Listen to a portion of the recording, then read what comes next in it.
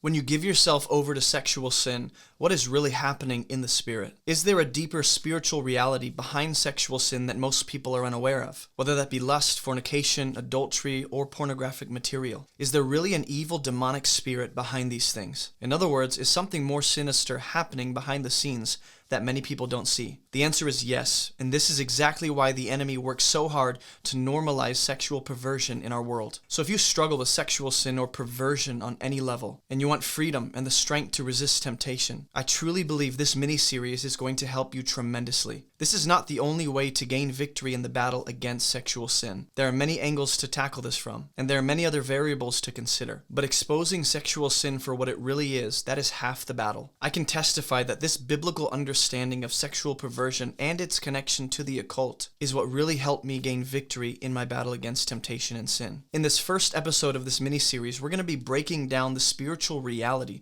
of sexual perversion and how it almost always connects to idolatry or some version of that. Let's jump in. I really hope that this series serves as a guide for you to gain more victory over sexual sin in your life. I'm going to do my best to walk you through what the Lord has showed me over the course of my Christian walk. In this first episode, I'm going to make a case from the scriptures because I understand that many of you don't agree with my premise. So I want to verify with the scriptures that this is indeed a biblical claim, right? That sexual sin, idolatry, and the occult world or witchcraft are all interconnected. And I'm going to make some bold claims and say that very often the sexual sin can involve an element of, like I said, sorcery, witchcraft, and the occult. I've been thinking a lot about this lately, and as I analyze the world around me, videos, music, video games, entertainment, advertisements, mobile apps, the entire media industry seems to be driven by some kind of sex appeal, by a sinister spirit that many people don't pay attention to. So rather than breaking down real examples of like movies and shows and other forms of digital entertainment, I'm just going to use the scriptures. The Word of God is sufficient to expose these things for what they really are.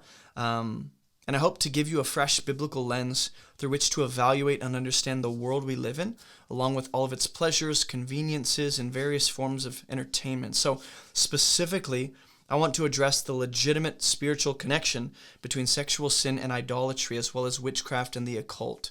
I believe that if we were to put on spiritual glasses and view the world through God's eyes, we would see the sinister spirit, that sinister connection between perversion and idolatry and the occult. And there is a spiritual dimension behind these things that many people miss. But once you see it in Scripture, you're going to begin to recognize it everywhere.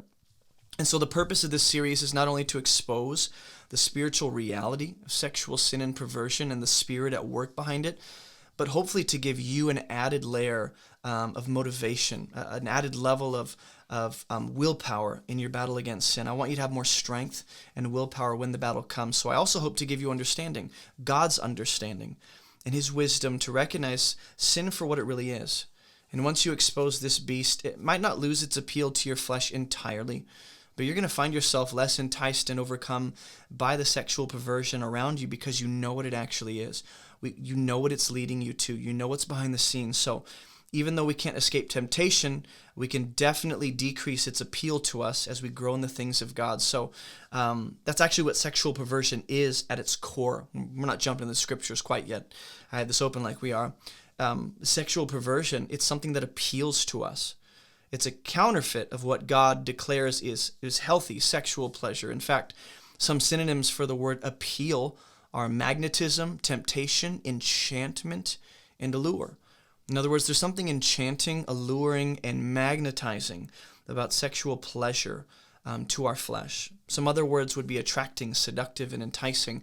And if you've dealt with sexual perversion on any level, you know this to be true. And so when you give yourself over to the snare and the trap of sexual sin, you unknowingly, or maybe knowingly, give yourself over to other things, like different spirits. I'm not talking about demonic spirits necessarily, but ways of thinking, patterns, habits, perspectives of the world, worldliness that can cause different kinds of darkness in your life. But we're not going to get into that today. I just like to suggest that sexual perversion is not the true enemy here, but sexual perversion is a tool in the hands of the real enemy. So the goal for the enemy and his kingdom of darkness is not just to lure you into sexual perversion, but to use that to lure you into blatantly evil and dark things that you would otherwise not really entertain. So in other words, sexual perversion is merely a step along the enemy's plan and agenda. It's a means to an end. And I promise we're going to look at the scriptures, but the real goal of the enemy is to bring someone into a kind of darkness or bondage by luring them into idolatry with this thing called sexual pleasure. And usually the methods of the enemy to play on our sexual appetites and cravings involve some component of the occult. And I know that sounds like quite the bold claim, but that, the occult can often be referred to or carry components of sorcery, witchcraft, whatever it ends up being. It might be blatant, it might be subtle, and maybe you've seen examples of this in your life, or some examples are coming to mind already, but these occult dimensions of sexual perversion really become a catalyst for idolatry. And so maybe you've wondered before, why do they work so hard to sexualize shows, especially anime or video games or characters or advertisements? Why do they use a strong sex appeal in a lot of these things? And just a quick testimony, growing up, I played a lot of video games, loved anime, watched popular animated shows and movies, never even considered the spiritual reality behind these things. I learned much later, through a painful process, that some of the seeds for sexual perversion and this struggle with lust, those seeds were planted deep in my psyche through these childhood shows, games, movies, music. But again, that's a discussion for a longer day. I just want to make sure you understand the heart behind this, the purpose behind this. And we're going to jump into the scriptures. But here's a disclaimer. Sexual perversion is not limited to adultery. That's a form of it, but it's not limited to that. Sexual sin is not the only strategy of the enemy either. And we are not, even though we're going to look at lots of scriptures that involve women, right?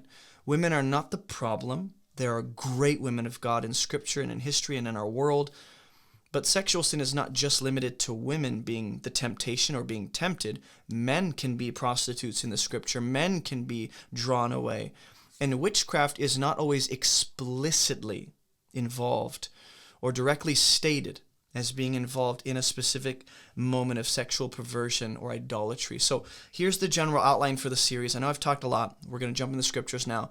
Episode 1, we're going to look at the biblical proof right now, sexual perversion. Episode 2, we're going to look at Balaam or Balaam and the Moabite women that were used to lead Israel into the occult and into idolatry. Episode 3, we're going to look at Solomon and his foreign wives.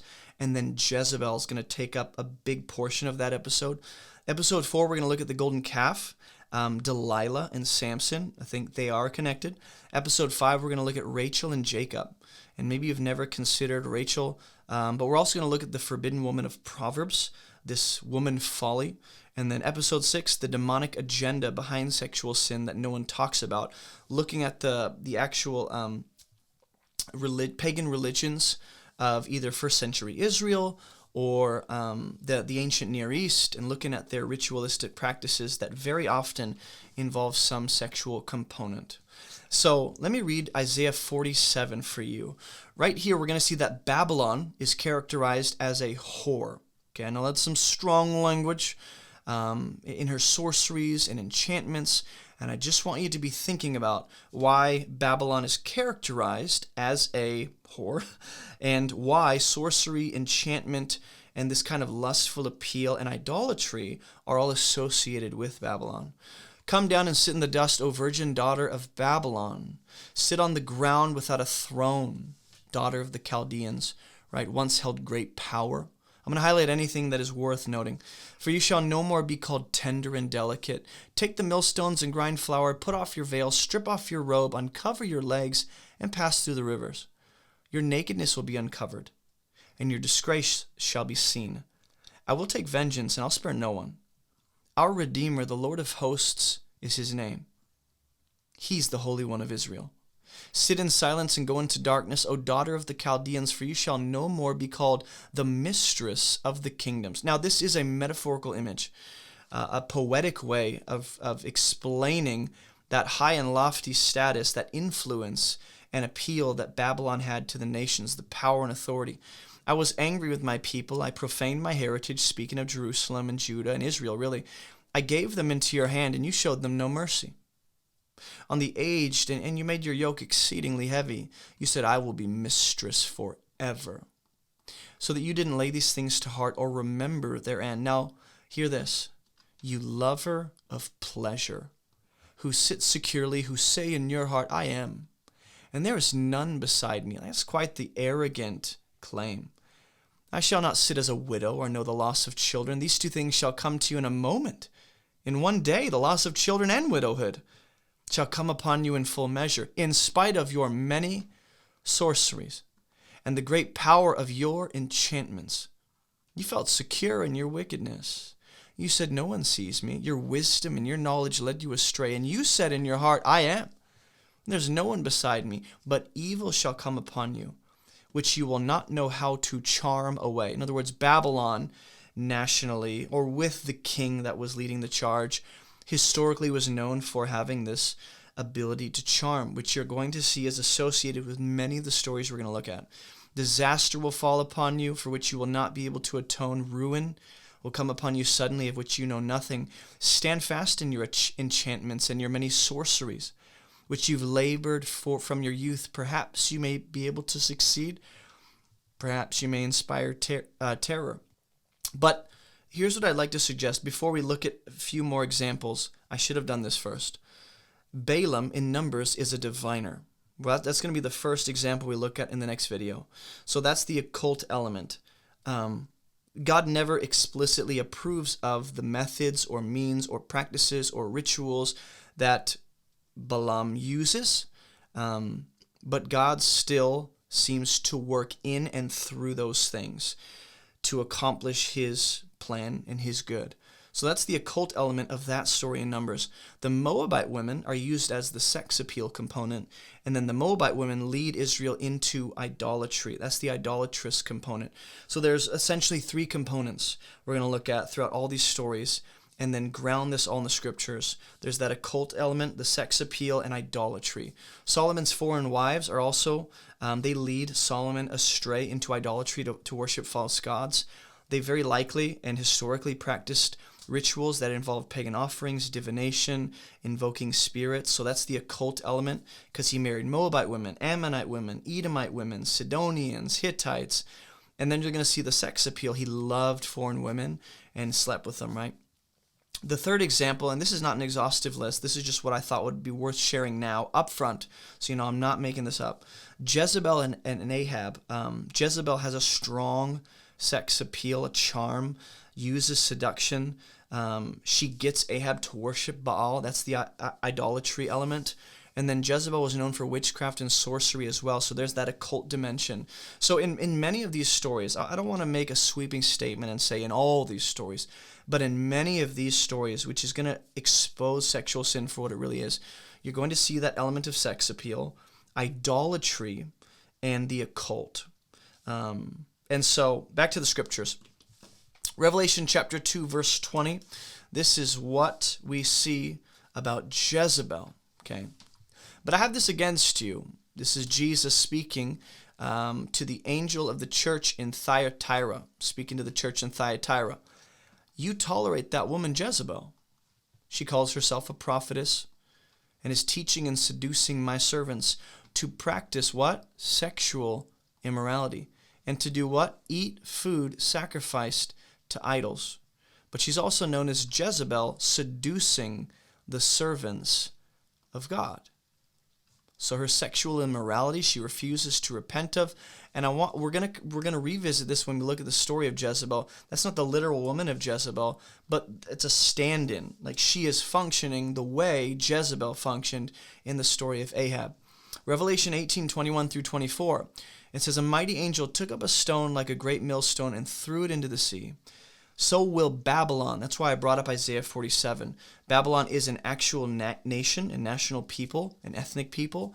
But Babylon becomes a label you use to speak of those who stand in opposition to God. National Babylon, spiritual Babylon. People can embody the ways and characteristics of Babylon. Babylon, the great city, will be thrown down with violence, and will be found no more. The sound of harpists, musicians, flute players, trumpeters will be heard in you no more. And a craftsman or of any craft will be found in you no more. The sound of the mill will be heard in you no more. The light of a lamp will shine in you no more. The voice of the bridegroom no more. Your merchants were the great ones of the earth. All the nations were deceived by your sorcery. In her, again, this seductress woman, this whore of Babylon in Revelation, was found the blood of the prophets. You're going to see that blood is very often associated within these occult practices, associated with the idolatrous practices of the nations and the sex appeal component of it. They all just seem to flow neatly together at times. And of all who've been slain on the earth, so you have sorcery, you have idolatry, you have shedding blood, you have this whore, this woman that has seduced and charmed, the metaphorical woman that is Babylon. Revelation 9, the rest of mankind were not killed by these plagues, but they did not repent of the works of their hands, nor did they give up worshiping demons. So there's that, you might even say, occult element, if not idolatry, and idols, or at least worshiping idols, which cannot see or hear or walk, nor did they repent of their murders. There's that blood dimension, right? Shedding innocent blood. Or sorceries, interesting. Or their sexual immorality and thefts. Isn't it it's fascinating to me, at least, that very often with one sin comes a bunch of different sins. Like they're all tied together. You have idolatry, the occult practices of worshiping demons, sexual immorality, sorcery. Just saying. There are many scriptures like this. So we're going to see, and this becomes the premise, okay? I hope that I've made my case a little stronger just by using a few scriptures. This is not meant to be an exhaustive teaching. This is not all the evidence you got, really, buddy. And I'm not trying to make a case that, I don't know. Let me just say it like this. Sexual sin opens doors to the spirits of lust. And when I say spirit, that can mean an external demonic spiritual force. But it can also just refer to a way of thinking, a spirit, kind of like Saul was tormented by a spirit. Sexual sin can open the doors very often to these spirits of lust, shame, and perversion, whether it's pornographic material, adultery, fornication. These are often named as gateways that lead to deeper bondage. And in other words, sexual sin is not the end. Sexual sin is something that grabs onto your leg and pulls you into deeper darkness that you did not sign up for. So sexual sin becomes a gateway and access point for demons and evil spirits often. I don't care what your demonology is necessarily, or where you stand on possession versus oppression versus demonization. Like, that's not the conversation or debate for today. The conversation is, does the kingdom of darkness utilize sexual perversion for their agenda and their purposes? The answer is yes. So they access via the spirit of perversion very often. These small moments of sexual perversion become lifelong, long-term bondages or ways of thinking or shame and condemnation. All of this stuff comes associated with, we just think we're opening a door to sexual perversion, just made a mistake, gave myself or whatever. But what comes attached to that through the door with sexual sin? Once you understand what's really happening, I'm praying that the Lord uses this to really break people free of certain habits and ways of thinking, and to really expose this particular sin for what it really is.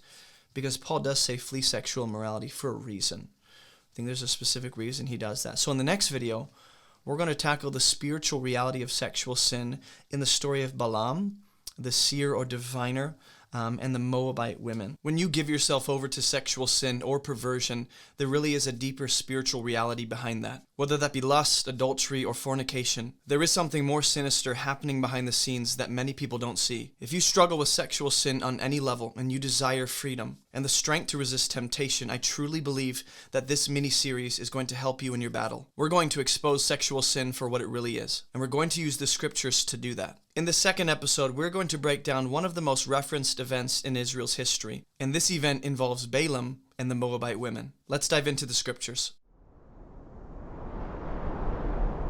Numbers 22:7, it says, "The elders of Moab and the elders of Midian departed with the fees of divination in their hand. And they came to Balaam, and gave him Balak's message." Balak is the king of Moab. Balak is freaking out that Israel's come up and they've heard of what they did to Egypt. And so they're trying to hire Balaam to come and curse Israel. We're going to see throughout the next 3 chapters, as there's a lightning storm around me, that God is going to say over and over, "I have not cursed them, I have blessed them." So because of that, Balaam cannot curse them, even with all his occult practices and divining rituals. Like, he can't do it. Even though he seems to desire to do that because he wants money. We're going to see who Balaam really is in the end. But after God over and over says, I'm not going to curse them, they're blessed, Balaam hatches a scheme with the king of Moab, and they decide, well, let's make Israel bring a curse upon themselves. If they come out from under the protection of God through disobedience, idolatry, sexual immorality, then they'll bring a curse upon themselves. And so they use the Moabite women to entice them, and sexual perversion, the occult practices, and idolatry are central to this story. And we're going to dive in. But I hope that this series serves as a guide for you to help you gain more victory in your battle against not just sexual sin in your life, but really all sin. But that's the focus of this series. I'm going to do my best to walk you through what the Lord has showed me over the course of my Christian walk. And in the second episode, we're going to expose the spiritual reality behind the story of Balaam and the Moabite women. And I think there's tremendous wisdom for us in this story. And in this story, you're going to see those 3 main components that I've already mentioned in the first episode. If you have not watched the first video in this mini-series, please do yourself a favor and go watch that. It will set the foundation for what we're going to build upon. And the rest of these videos are going to be based on that first one. But in the first video, I talked about how there are 3 essential components to this whole study that I'm doing. There's going to be sexual immorality or perversion, the occult, that be witchcraft or sorcery, and then there's idolatry. Remember, those are the 3 components that we're going to see in most of these examples that I bring up. Sexual perversion is often a gateway into blatant idolatry, or it is a form of idolatry itself, and it involves some kind of occult practices or rituals or elements associated with it. So in this story, Balaam and Balak are going to use sexual perversion and sexual appeal to draw the men of Israel into idolatry, out from under the protection of God, and into what is very likely occult practices and ritualistic kind of things. So let me take you to Numbers chapter 25 to give you the tragic story of what ends up happening when Israel falls prey to this trap. Numbers chapter 25. While Israel lived in Shittim, the people began to whore with the daughters of Moab. Okay. And these invited the people to the sacrifices of their gods. To whore after the women is not just sexually speaking, but it's in one sense going after their gods with these women who are dragging the men. And the people ate and bowed down to their gods. Notice the element of eating and bowing down or sacrificing. That's what it looks like to give oneself over to the pagan deities. So Israel yoked himself to Baal of Peor. And the anger of the Lord was kindled against Israel. And the Lord said to Moses, "Take all the chiefs of the people and hang them in the sun before the Lord, that the fierce anger of the Lord may turn away from Israel." This is a very, very big deal. And this event becomes one of the biggest failures in Israel's history that gets referenced quite a bit. And Moses said to the judges of Israel, "Each of you kill those of his men who have yoked themselves to Baal of Peor." How? Through idolatry, through sacrificial meals, through rituals, through the sacrifices offered to these gods, these false gods, or what Paul will talk about as demons. Okay, and they need to die. Okay, and behold, one of the people of Israel came and brought a Midianite woman to his family in the sight of Moses and in the sight of the whole congregation of the people of Israel, while they were weeping in the entrance of the tent of meeting. When Phinehas, the son of Eleazar, the son of Aaron, so Phinehas is the grandson of Aaron, the first high priest of Israel, when he saw it, he rose and he left the congregation, took a spear in his hand, and went after the man of Israel into the chamber and pierced both of them, man and woman, the man of Israel and the woman through her belly. Thus the plague on the people of Israel was stopped. So they are bringing an end to a plague or a curse that has come upon Israel. Death is breaking out. and is the result of idolatry and sin and rebellion, and someone needs to step in to stop it. Hence, we see an allusion to the gospel. Nevertheless, those who died by the plague were 24,000. 24,000 people of Israel died by this curse or plague that came through, first of all, sexual immorality, and through that became a gateway into idolatry, which very likely possibly involved occult practices beyond just sacrifices. And we'll see this throughout Israel's history. I don't think that's unrealistic to say that. And the Lord said to Moses, Phinehas has essentially solved this thing. That guy's a boss. And then look at what is said about the people whom Phinehas threw a spear through. The name of the slain man of Israel who was killed with the Midianite woman was Zimri, the son of Salu, chief of the Simeonites. So we have the chief of the tribe of Simeon. His son was the guy that was speared. Now the name of the Midianite woman who was killed was Cosbi, the daughter of Zur, the tribal head of a father's house in Midian. So these are like pretty weighty individuals. They have quite the standing in their communities, quite the status. So these are not like, low-level individuals in that sense. Not that it necessarily matters, but the greater the influence and authority in a community, the more potential there is for destruction and for that wickedness to spread quickly. We'll see this with the kings. We'll see this with the priests that defect and the prophets, right? So we have two high-ranking individuals from both nations, essentially, coming together, and Phinehas brought an end to that. Why do I bring up this story? Because, as you're going to see in a second, this was a scheme that was more than just about getting Israel to give themselves over to sexual sin. That was the means to an end. The goal and the end of this thing was that Moab would stay on top and Israel would find themselves lower and under the curse of death that they bring upon themselves through rebellion against Yahweh.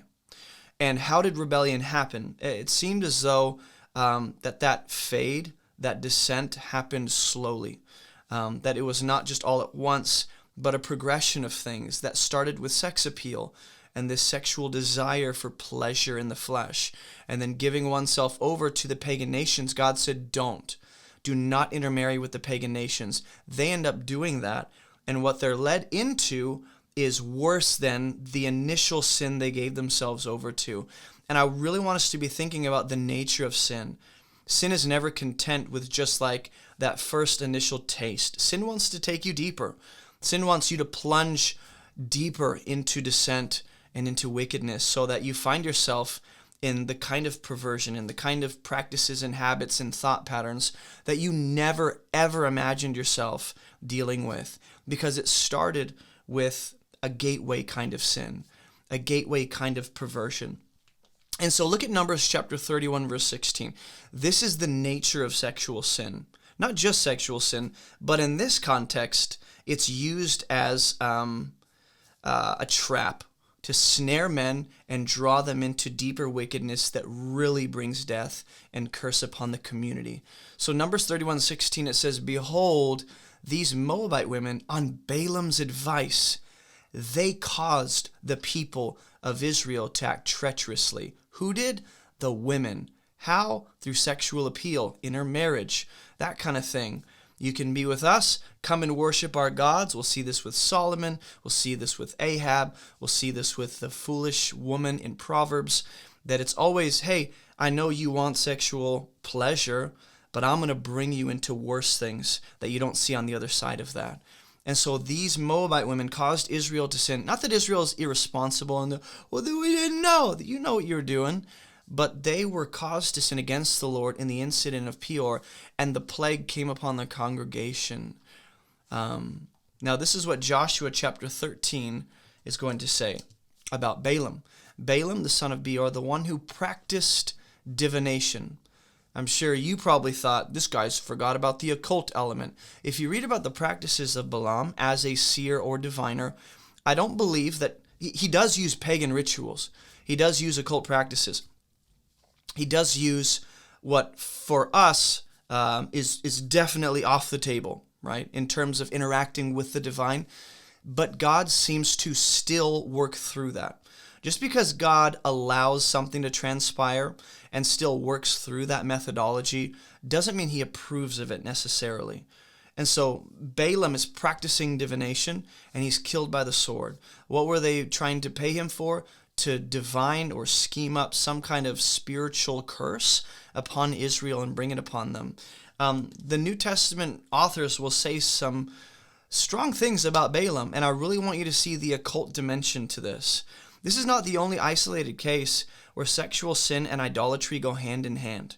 And this is not the only case where sexual sin, idolatry, and the occult or witchcraft or sorcery or divining go hand in hand. Hey, if you don't know me, my name is Jason, and you can find everything about this ministry on abovereproachministry.com. All of our Bible resources, our online church, ways to support this ministry, and so much more. And if you live anywhere near Spartanburg, South Carolina, come check out our church on Sundays at 10 a.m. Also, I have 2 brief updates for those of you that are part of this community. Number 1, the revision of my book Fruitful is coming out soon, hopefully in the next few weeks. So be sure to grab a copy of that when it does release. And number 2, we now have options on our website for monthly support. And when you become part of our monthly support team, you get access to all of our exclusive teachings and videos that get released every week. This is just my way of saying thank you. All right, that's all I got for you. Let's get back to the video. So this is what Revelation 2:14 says. Jesus here is writing to the church in Pergamum, and he says, I have a few things against you. You have some there who hold the teaching of Balaam. What is that teaching? Well, he taught Balak to put a stumbling block before the sons of Israel. So what did he teach Balak? Hey, you can use your women as an obstacle, as a trap or a snare for the Israelites. And then Balak would probably go, well, how so? Well, entice them into intermarriage or sexual engagements. Why would we do that? Because that's a stepping stone into this next part. Sacrificing to idols, eating food sacrificed to idols, and practicing sexual immorality. So very often you will see sexual immorality, idolatry, and the occult practices very much hand in hand. How does the enemy get you to fall into idolatry? Well, sometimes sexual sin or perversion, I would say 99% of the time, it is a form of idolatry itself, but it's designed to plunge you into deeper perversion and worse, if there is such a thing, worse idolatry where it's blatant, where it's outright and explicit, and I'm bowing down to false gods. This is a different conversation when it comes to believers versus unbelievers, but this is still the general trajectory of sexual perversion, is to move you away from Yahweh, away from life, away from abundance in God, and into what is not going to promote human flourishing, right?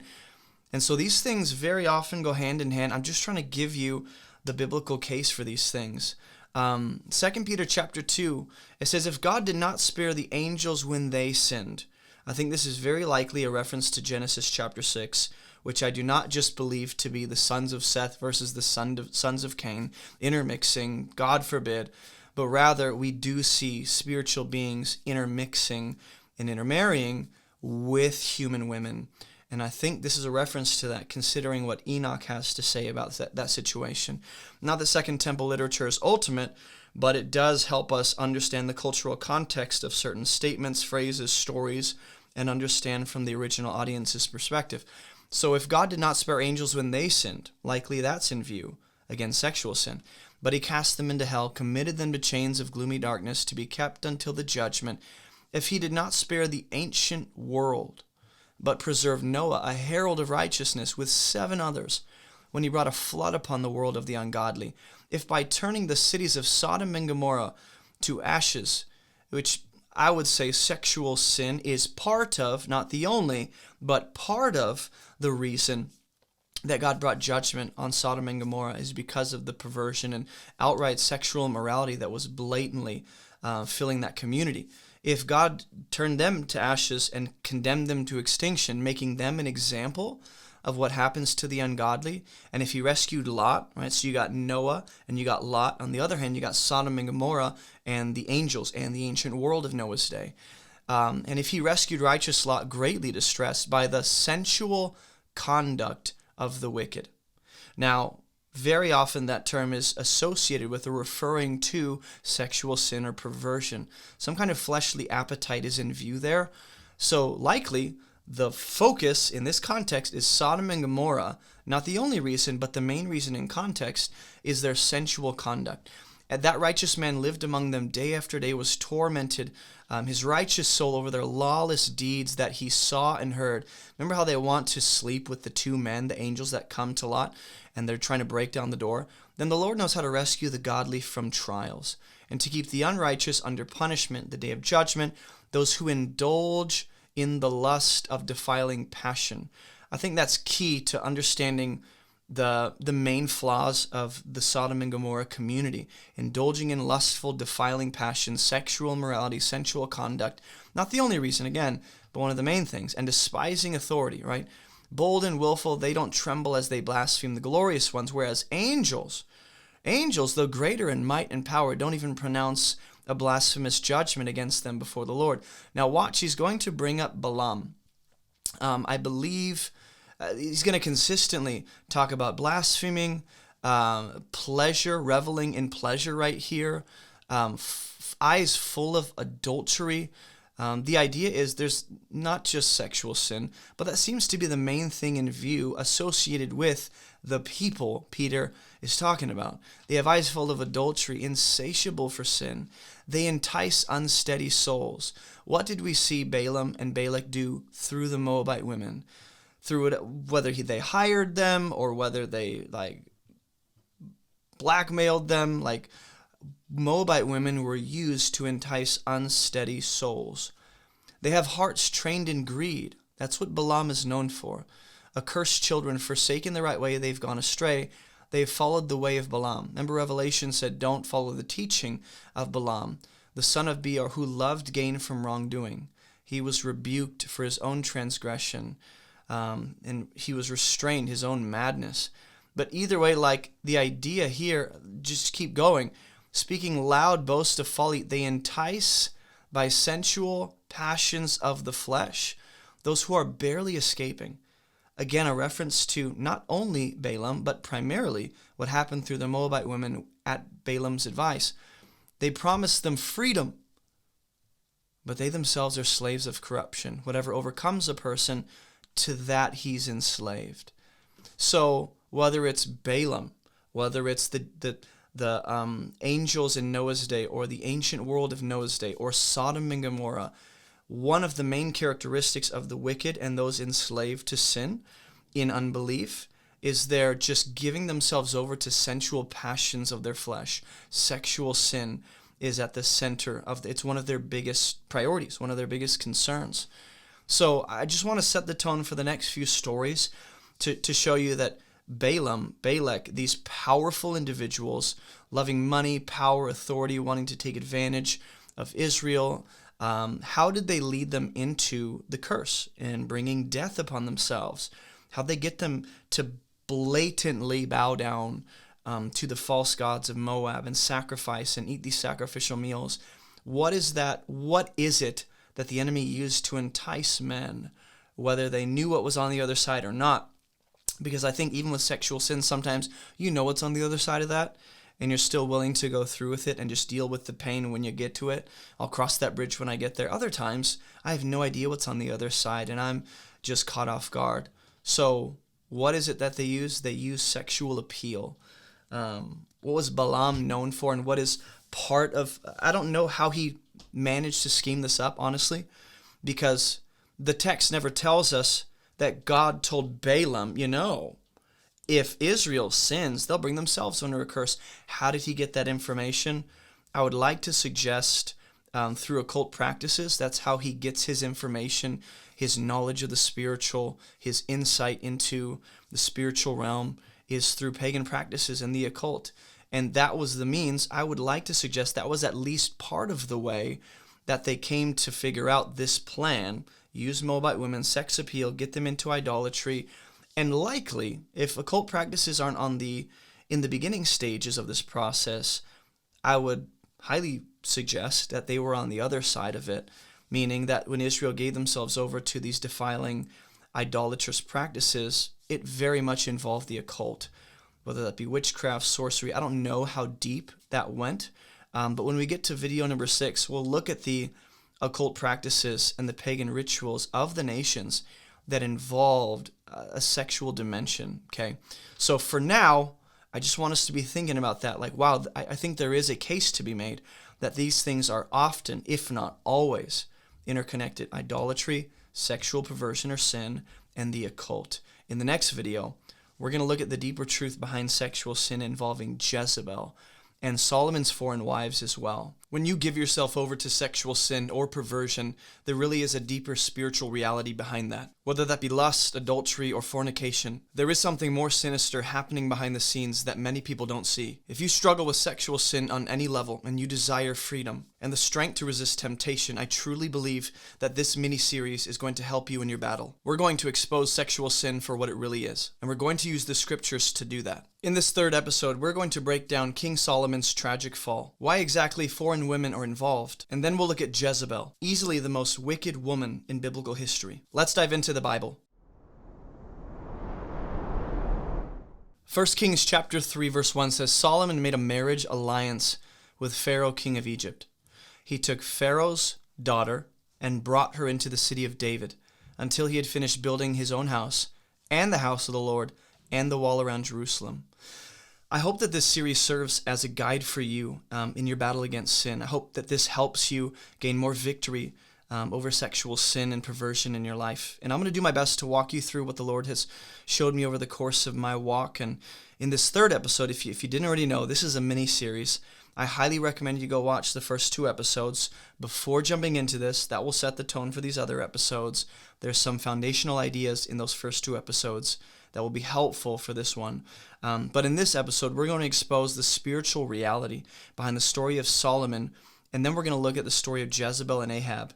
And I believe you're going to find tremendous wisdom in these 2 stories, because remember, if you've already watched the first 2 episodes, what we're looking for in each of these examples are these 3 main components that often are associated with one another. There's sexual immorality or perversion. Number 2, there's occult practices. And number 3, there's idolatry. So these are the 3 components we're looking for. Very often, sexual sin is either a gateway into blatant idolatry or it's a form of idolatry in and of itself. But for now, most people fly right by this little verse opening, Solomon's reign. He married Pharaoh's daughter, and we're like, yeah, so what? So what is not the right response. He ends up taking Pharaoh's daughter right here, his own house where he was to dwell, and the court was like workmanship, was of like workmanship. Solomon made a house for Pharaoh's daughter whom he had taken in marriage. So that's not the only direct reference to specifically Pharaoh's daughter, who is one of Solomon's wives. Remember, Solomon had, 300 wives and X number of concubines. That's way too many, way too many wives. So, for some reason, the story of Solomon wants to periodically highlight Pharaoh's daughter, and I'm just giving attention to that for a minute. Pharaoh's daughter in chapter 9 went up from the city of David to her own house, Solomon built just for her. Now, this is a marriage alliance. This is to unite nations. This is to be in agreement. This is to, I guess, maritally sign a treaty of sorts where we're at peace. And so this was a political move and a national move for his kingdom for sure. But this was one of the first and worst decisions Solomon could have made. This is what the text also says about Solomon.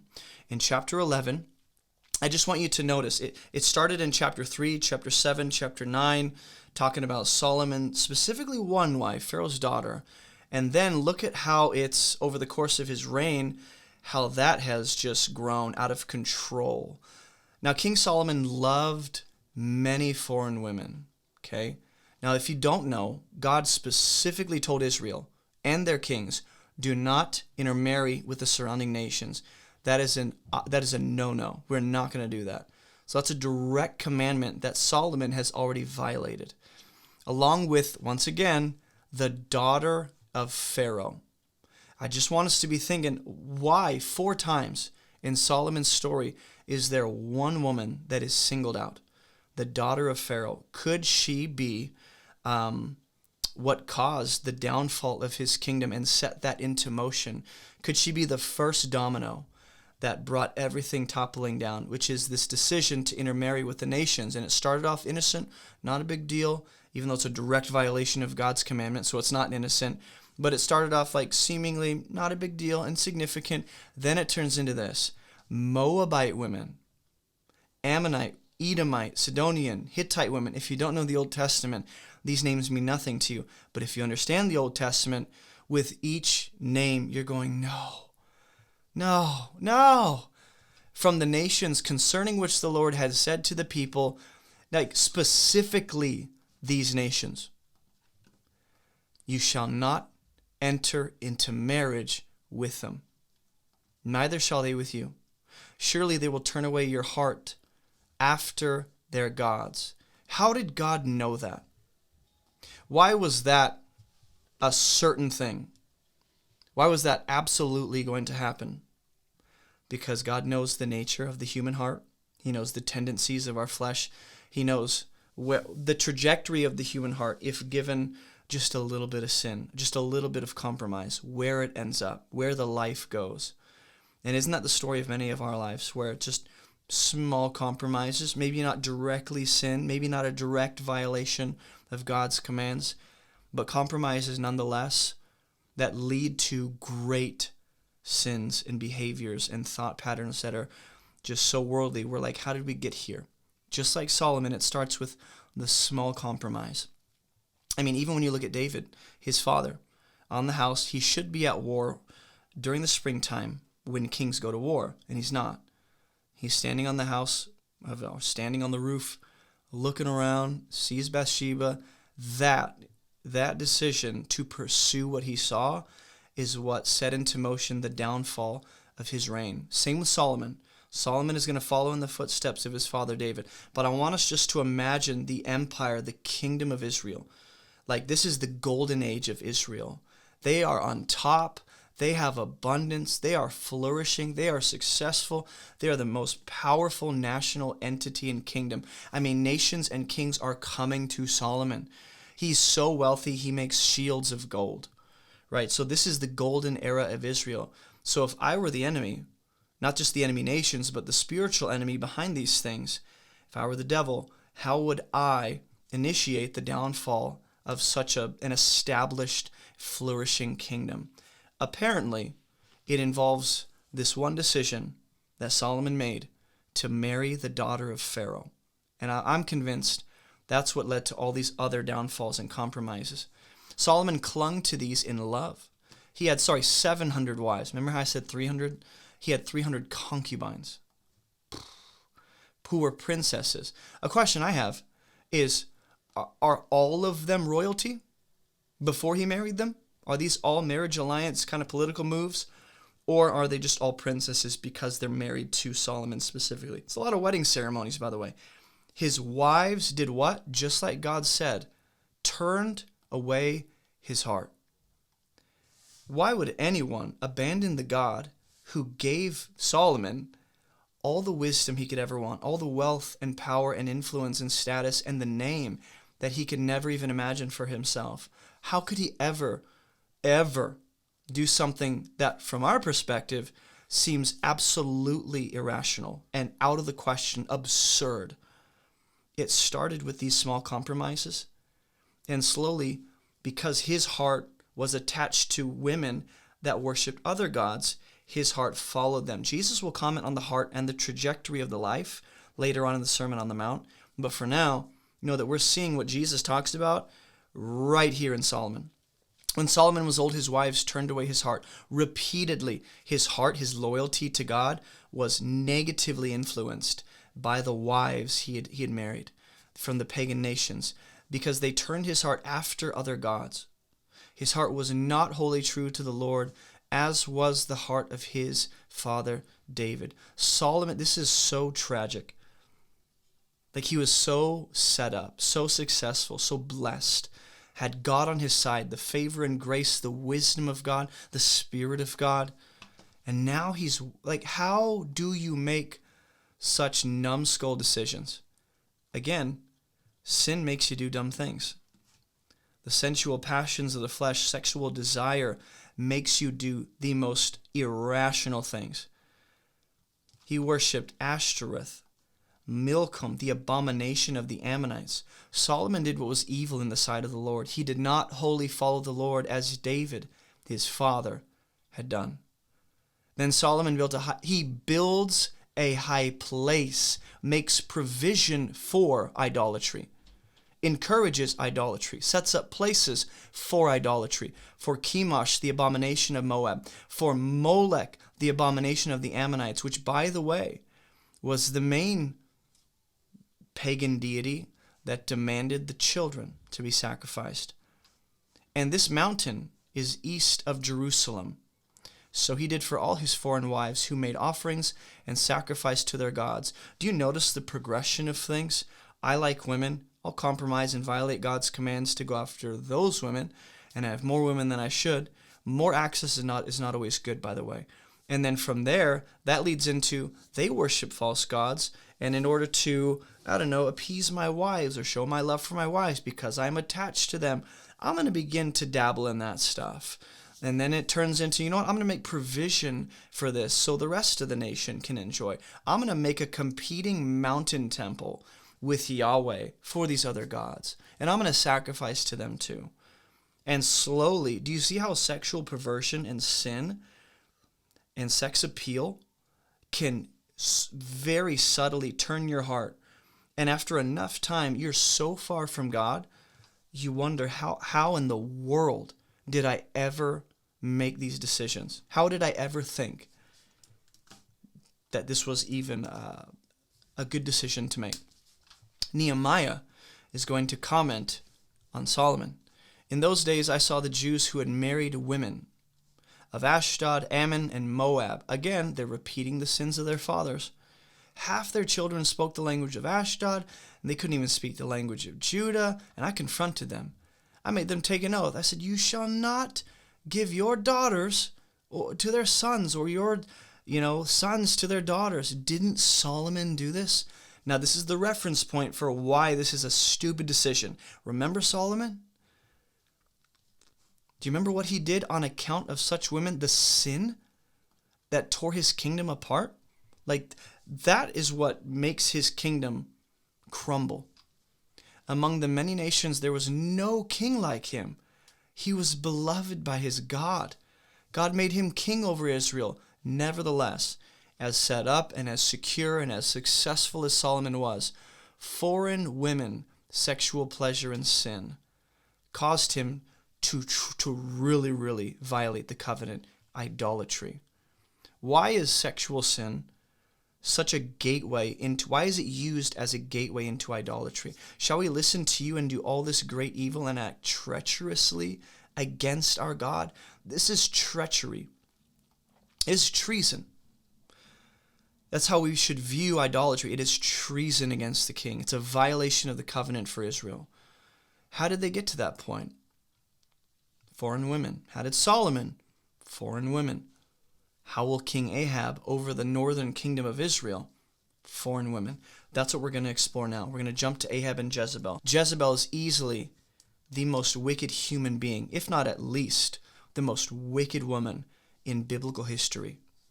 In fact, she's so wicked, she gets referenced in Revelation as we talked about this in episode 1, as you do not want that spirit to be tolerated. You do not want that kind of a woman to be tolerated. 1 Kings 16:31. As if it had been a light thing for King Ahab to walk in the sins of Jeroboam, he took for his wife Jezebel, the daughter of Ethbaal, king of the Sidonians. This seems like another marriage alliance move. Seems like another political move on the part of Ahab to unite his northern kingdom with the Sidonians. How? Through marriage. How do the gods of, the demons, you might say, and principalities behind The Sidonians, how do they entice Israel into idolatry and in violation of covenant with Yahweh? Well, through small decisions like this. And he went and served. That took no time. He served Baal and worshipped him. In fact, just like Solomon, he erected an altar. He made provision for Baal in the house of Baal, which he built in Samaria. He built him his own house. Like Solomon built the temple of Yahweh, Ahab, at the instruction of Jezebel, built a house for Baal, and Ahab made an Asherah. Like, things are just snowballing, out of control. Ahab did more to provoke God to anger. Do you notice the similarities between these stories? Israel provoked God to anger. How? Through idolatry. How'd they get there? Sexual perversion and the occult. How did Solomon and his foreign wives? Same thing. That nation. How does Ahab provoke God? Same exact thing. I'm not saying this is the only strategy of the enemy, but it seems to be one of the main ones. One of the main ones. In fact, if you go to 1 Kings 18:4, I just want to make some brief comments about Jezebel. When Jezebel cut off the prophets of the Lord, this is a wicked woman, guys, who uses sex appeal, uses her sensuality, plays on the sensual passions of men, takes advantage of them, and throws in the occult, sorcery, witchcraft, killing, murder, bloodshed. Obadiah took 100 prophets and hid them. So Jezebel is going to end up telling Elijah, I'm going to kill you too, after that big showdown on Carmel. There was none who sold himself to do what was evil in the sight of the Lord like Ahab. Well, how was he incited to do such evil? Jezebel, his wife, incited him. He acted very abominably in going after idols, as the Amorites had done, which, by the way, the Lord cast out the Ammonites precisely for that reason. And what did God tell Israel? Do not engage in the practices of the nations that I've removed, or you yourselves will find yourselves exiled. 2 Kings 9:22, when Joram saw Jehu is essentially sent by God to deal with the house of Ahab once and for all, and Jezebel, bring her terror to an end. Joram answers Jehu, Jehu answers Joram, what peace can there be as long as the whorings, the sorceries of your mother Jezebel are so many? Sorceries, huh? Look at verse 30.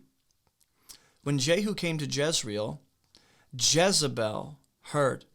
And notice what she uses or does to try and get out of this situation. Same thing she used on Ahab, sex appeal, sensuality, pleasure. And she painted her eyes. She adorned her head. Why would you go through all that trouble to look out the window and be like, yo, Jehu, you here to kill me? There's something about this woman that is magnetic, enticing, enchanting, all the words we used in video number 1. Jezebel's known for her sorceries, her whorings. In fact, if we do a quick search, real quick search, you'll see in Revelation 2:20, this is what Jesus says to the church in Thyatira. He says, I have this against you. You tolerate that woman Jezebel, the spirit of Jezebel. There's another prophetess in that generation functioning as a Jezebel, and she's teaching and seducing. That's what Jezebel's known for, seduction. Seducing my servants, not just to practice sexual immorality, but to eat food sacrificed to idols. I gave her time to repent, but she refuses. So idolatry and sexual immorality, sensuality, seduction, all tied together, man. All tied together. So when you give yourself over to sexual sin, imagine it's Jezebel opening the door to the occult and darkness and idolatry. Would you really say yes to that? That's essentially what we say yes to in some form when we do give ourselves over to sexual sin. In the 12th year of Joram, the son of Ahab, king of Israel, Ahaziah began to reign. Ahaziah was 22 when he began to reign, and he reigned in Jerusalem. His mother's name was Athaliah. Now, she's another wicked individual, messed up. She's going to have a grandson named Jehoash, and she's going to kill all of her descendants besides Joash, because he's hidden, because she wants to hold on to the throne. She was a granddaughter of Omri, king of Israel, which is another way of saying she was the daughter of Ahab and Jezebel, because Omri was the king of Ahab, and Ahab and Jezebel had Athaliah. He also walked in the way of Ahab and did what was evil. You notice Ahaziah married Ahab's daughter, essentially, is what's happening. Or Ahaziah, king of Judah, is the son-in-law of Ahab. Right, son-in-law of Ahab. Let me back this up. In the 12th year of Joram, the son of Ahab, king of Israel, Ahaziah began to reign. Ahaziah was 22 when he began to reign. He reigned in Jerusalem, his mother's name. So now we got that house of Ahab leaking over to Judah and Jerusalem, slowly corrupting them. I forget the whole how he fits into the family tree, not for today. But here's the last thing we're going to look at. We're almost done. 2 Kings 8:16 through 18. In the 5th year of Joram, the son of Ahab, when Jehoshaphat was king of Judah, Jehoram, I know keeping track of all these names, it's not the point. He was 32 when he became king, and he reigned in Jerusalem. He walked in the way of the kings of Israel, as the house of Ahab had done, for the daughter of Ahab was his wife.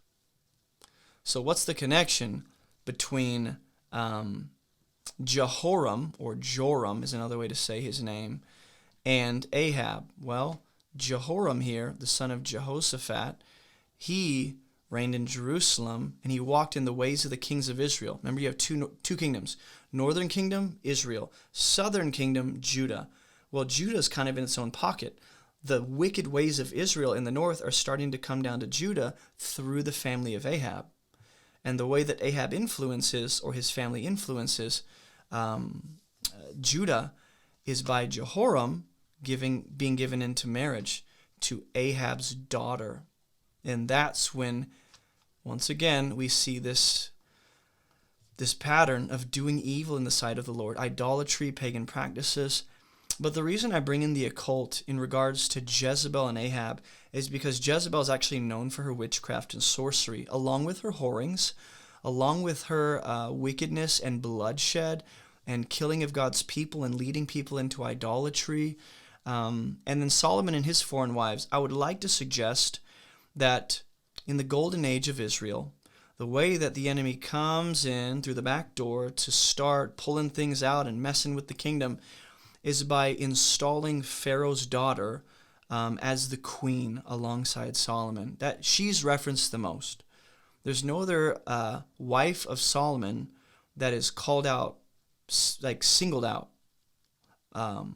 And 4 times in his story, Pharaoh's daughter. I think Pharaoh's daughter, this is just me speculating, but when the text says that he's marrying strange women or a forbidden woman like we see in Proverbs, I am inclined to think that Pharaoh's daughter in some way is like Jezebel, at least in the way she's being used to lead the king and the nation that follows him astray into idolatry.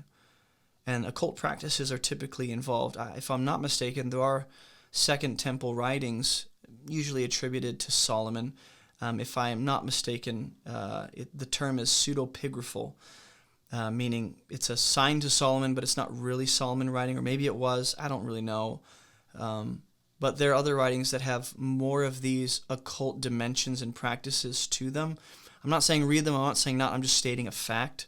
That Solomon seems to have been influenced in that way. Whether those writings are legit and can be attributed to him or not, that's at least the cultural understanding of Solomon's downfall, is it involved pagan practices that probably originated in Egypt and the other nations that were brought over. So notice that the way the enemy corrupts is he brings foreign darkness and paganism into the lives of communities and families and households through these mediums of sexual perversion, sexual enticement, sensuality, seduction, whatever you want to call it. It's playing on the sexual desires of our flesh. And so just be thinking about that, like, man, the spirit of Jezebel, why was that a thing in Revelation? Not to say like Possibly, I've heard people say there is an actual demonic spirit known as Jezebel. Either way, I don't care. The fact of the matter is that she is so, she has such a reputation that other women or people that have that similar way of thinking, they're associated with Jezebel. They almost become stand-ins for Jezebel. So in the next video, we're going to look at the demonic agenda behind sexual sin, and we're going to see how Delilah is going to be used in the same way we've seen Jezebel. Not to say that Jezebel's innocent. She's not innocent. Not to say that Solomon's wife, Pharaoh's daughter, is innocent. Probably not.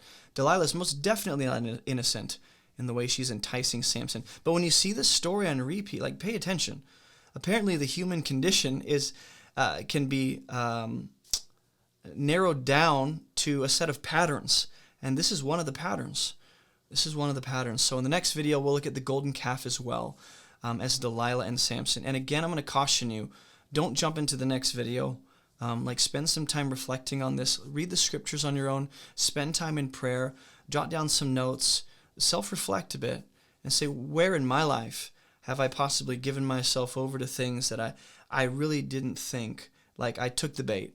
I took the sexual sin bait, the perversion, and I was given over to something I did not sign up for. Where do I see that? Where do I see the occult or witchcraft or sorcery in my life associated with sexual perversion or idolatry? Because again, sexual sin is a means to an end. It's a tool in the hands of the enemy. And so if we can expose it for what it really is, you're going to begin viewing sexual sin from God's perspective, and you're going to see it as the least appetizing thing you could ever look at. And you will not be drawn to it as much. It will lose its luster. So I'll see you in video number 4 when we look at the golden calf and Delilah. What is the deeper spiritual reality behind sexual sin? Whether that be lust, fornication, or adultery, is there really something more sinister happening behind the scenes that we don't see? If you struggle with sexual sin or perversion on any level, and you want freedom and the strength to resist temptation, I truly believe this mini-series is going to help you tremendously in your battle. We're going to expose sexual sin for what it really is. In this 4th episode, we're going to break down the story of Samson and Delilah, along with the golden calf story at Mount Sinai. By the end of this, you'll understand why we bring in the golden calf story. Let's jump into the scriptures.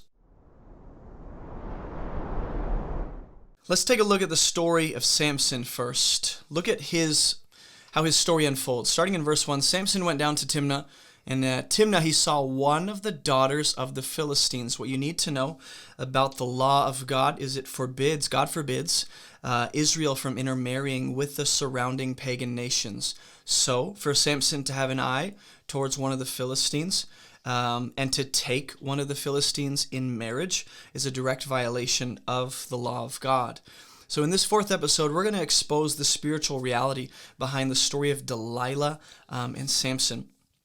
And so if you haven't already picked up on this or watched the previous episodes, go watch those first 3 episodes, then come back here.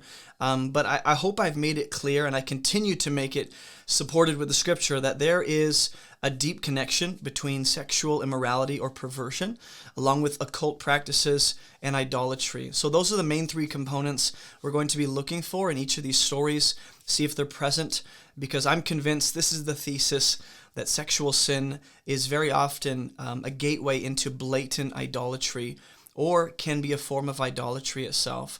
And so look at how Samson's story starts. Then he came up and told his father and his mother, I saw one of the daughters of the Philistines at Timnah. Now get her for me as my wife. And then if you scroll down to verse 3, he doesn't listen to his parents' advice and counsel. He says, get her for me. She's right in my eyes. Scroll down to verse 7. He went down and talked with the woman. She was right in Samson's eyes. Whether this is a clear allusion to Genesis 6 or Genesis 3, what's in mind here is what Samson sees as good and what seems good to him. You're going to see that before we ever get to Delilah, Samson has already shown a large problem with sexual desire. He's controlled by his fleshly appetites. He's strong physically, but he's weak spiritually speaking. He's enslaved to his cravings and passions.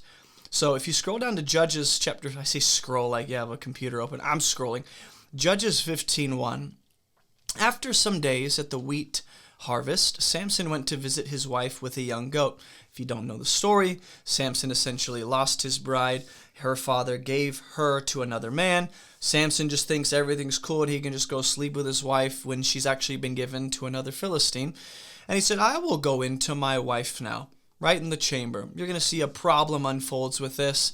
And he finds out that his technically not father-in-law has given his to-be wife away. He's not happy about it. In Judges 16:1, this is the third example. Samson went to Gaza, and there he saw a prostitute. So not just a Philistine, just a normal citizen of Philistia, but here specifically a prostitute, and he just went into her. So there's no hesitancy. I want us to understand that Delilah is not the first mistake. Delilah's the final straw that finally breaks the back of this process of giving over to sexual sin and cravings and ignoring the law of God. Like, she's going to be the breaking point for Samson. But we don't even see Delilah until a few verses. Now, let's start to break this down. After this, he loved a woman in the valley of Sorek. He just has a problem with women and controlling his passion, whose name was Delilah. Beautiful name, apart from the reputation of this woman. And the lords of the Philistines came up to her. Notice how the nation, those higher powers that be, are going to use Delilah and her sex appeal to essentially weaken Samson. And I'd like us to really consider, is that an actual strategy of the kingdom of darkness? Is that a tactic? Or is that just an isolated case here with Samson? Because I'm convinced, based on the last few episodes we've already gone through, that we're starting to see, no, this is a pattern in human history and in the scriptures. So the lords of the Philistines come to her and say, seduce him. We can't beat him. They've lost time and time again. He overpowers them. See where his great strength lies. So she, in her sexual seduction, playing on his fleshly cravings and passions, she's going to use that to expose his weak point. And by what means we may overpower him so that we can bind him to humble him. So I want us to think about this. Delilah is not the one to bind Samson, but rather the Philistines will bind him after seduction has taken played its role in this whole process and done what it does what it does to Samson. So Delilah is just the means to an end and a tool, just as very often in the hands of the kingdom of darkness, the demonic agenda behind sexual sin is to lead you into what will weaken you, destroy you, cause problems in your life, wreak havoc, sometimes blatant idolatry or occult practices. So her seduction is a means to expose and to exploit his weakness.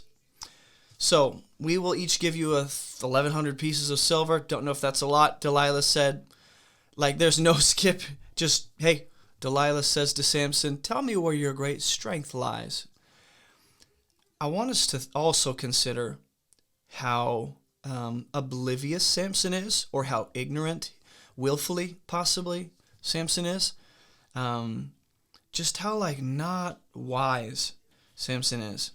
This should be a red flag. Tell me where your great strength lies, says a Philistine, and how you might be bound. If that's not revealing, I don't know what is. I don't know how Samson would not catch this. How one might be able to subdue you. I would have been out by then. This date's over, I'm going to find me a better wife. But Samson, he's not in it for covenant or loyalty or honoring God. Just the temporary, fleeting moments of pleasure and satisfying his sexual appetites. And sometimes sex appeal blinds us to the real dangers and threats behind the scenes. The red flags that should be very obvious somehow just fade into the background and we miss them, or we choose not to admit that they're there because of how strong sex appeal is, how strong of a draw it is, and how magnetizing Delilah is. Samson said, well, if they bind me with 7 fresh bowstrings that have not been dried, then I'll be weak. The lords of the Philistines come up, bind him, he wakes up, breaks them off. That should have been a clear sign. Delilah's not someone I should hang out with. Delilah said to Samson, you've mocked me and told me lies. Tell me how you can be bound. Second time, he tells another lie. Delilah calls the Philistines. He ends up breaking off the ropes. Third time, Delilah says, you know what? You keep telling me lies. Tell me how you can be bound. And he makes up something else. Well, if you weave my hair together. So, like 3 times, coincidentally, you wake up with that thing happening to you that you told Delilah would make you weak. Do you see how strong seduction can be? And sexual desire and pleasure. It just, sometimes it's like, yeah, I see the problems and the threats and the obvious danger, but I just don't care. And that's how sinister and deceptive and sometimes how subtle sexual sin really is. Philistines are upon you, who wakes up. This is the 4th time, and she finally breaks him. And she presses him so hard day after day that he goes, fine. If you cut my hair, I'll lose my strength. Okay? There you go. When Delilah saw that he finally told her the truth, he wakes up. This is what I really want to pay attention to. The lords of the Philistines came up. She made him sleep on her knees. He falls asleep on the knees of the assassin, pretty much, who's sent to kind of do the dirty work, so that the Philistines can finish the job. Like, you set us up for the tea. And he's sleeping on the knees of one of the assassins. And she called a man, and he had him shave off the 7 locks of his head. Did you see the lullaby effect that sexual sin, and all sin for that matter, can have? But specifically in this context, it's seduction, it's sex appeal, it's pleasure. Like how it just rocks you to sleep, makes you unaware, so that you're just caught off guard and vulnerable. Kind of like all throughout the scriptures, we're told, be sober-minded, be awake, be vigilant. Well, there's something about sexual sin that can lull someone to sleep ever so subtly and gently, so that over time you fade into the kind of sleep that you don't even recognize that you're in. And you're turned off to the things of God. You're living in danger and constant threats and red flags everywhere, but you don't care, like Samson, sleeping on the knees of your metaphorical assassin because of the fact that, well, temporary sexual pleasure just means more to me than the longevity of my life and abundance and human flourishing and blessing people and living out my calling and honoring God. Like, those things take a backseat to my pleasures and cravings and passions. So then she began to torment him, and his strength left him. There's something about, like, she lulls him to sleep, then she torments him, and apparently the effect or the result is that his strength leaves. After that, what does it mean for her to torment him? I don't know, but the Philistines, do their thing, and Samson ends up losing his eyes. He's bound. Here's the thing, though. Samson was always bound. He was always bound. Just now it's very obvious to the world around him, and possibly more to himself. Like, maybe I've always been enslaved to my fleshly passions and my desire for pleasure. Maybe I just have been controlled by these things. And if Samson were to admit that, I would say, yeah, buddy, you really were. Samson's downfall didn't happen in one moment because of Delilah. Samson's downfall started in chapter 14, where you start to see these subtle compromises, and you're going, those don't seem to be like God-honoring decisions you're making. You're walking into what looks like will hurt you. And then after enough of those decisions to give himself over to his appetites and cravings, it finally culminates with Delilah, and she becomes the breaking point. And it's not that the text ever says there's any occult practices involved, sorcery, witchcraft. Maybe you can speculate that because she comes from the region of Philistia and they're known for those things as well with their pagan practices and idolatry, that maybe Samson could have been, a victim of such practices. We don't know. We can't say for sure. But considering where she comes from, it wouldn't be unreasonable to suggest that that was part of her agenda and the way she did what she did. But either way, notice how seduction becomes a step towards his demise and destruction in the end. God will still use him, but Samson's story is tragic. He's an example of what not to do. And don't let yourself be lulled to sleep by the small decisions to compromise all around you. And this becomes less about sexual sin in particular and more about just like generally don't compromise your values. But Exodus 32 is where we're almost done with the golden calf story. Remember, Israel gets bored. Moses is taking too long. He's delayed. He's probably dead. Aaron, you're our guy now. Build us some new gods that take us out of Egypt, right? One of the common themes between this story and the story of Samson is delusion. Israel's delusional, possibly intentionally delusional and consciously delusional, because they decide these golden calves that we literally just made, we're going to decide these are the gods that brought us out of Egypt and not the obvious God that made himself known, the God of Abraham and our ancestors.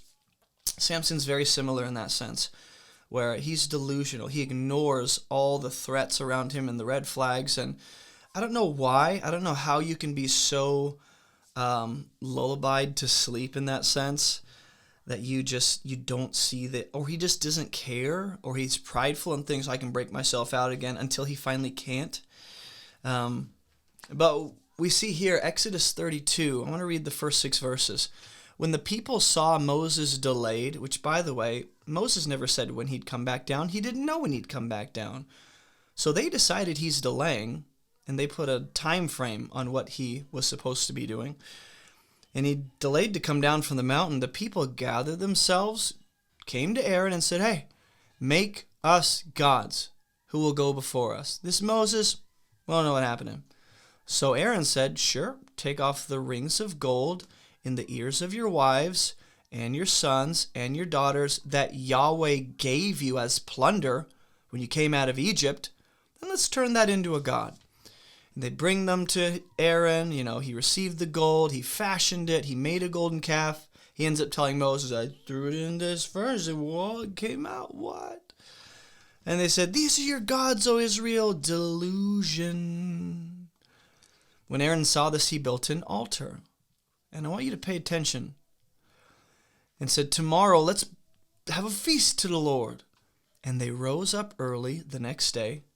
They offered burnt offerings, idolatry, blatant idolatry, brought peace offerings to a false god on a false altar, and the people sat down to eat and drink and rose up to play. Now, some have suggested that it's playing music, dancing, and we're going to see that there is an element of that. But this is more likely a kind of Hebrew idiom or figure of speech that refers to a kind of pagan orgy. Not just feasting, but, and we know, as we'll see in the last episode of this series, that blatant public sexual activity like that was very often associated with worship to the false gods of all the surrounding nations. So that wouldn't be unreasonable. But if you go down to verse 18 and 19, Joshua's like, I hear noise. There's noise of war in the camp, Moses. And Moses goes, it's not the sound of shouting for victory. It's the sound of singing. As soon as he came near the camp and saw the calf and the dancing.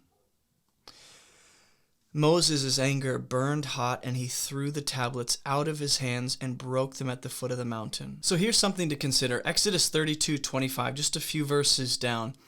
It says, when Moses saw the people had broken loose, right here, for Aaron had let them break loose to the derision of their enemies. In other words, in their own humiliation is in view here, as if they're running wild, they're out of control.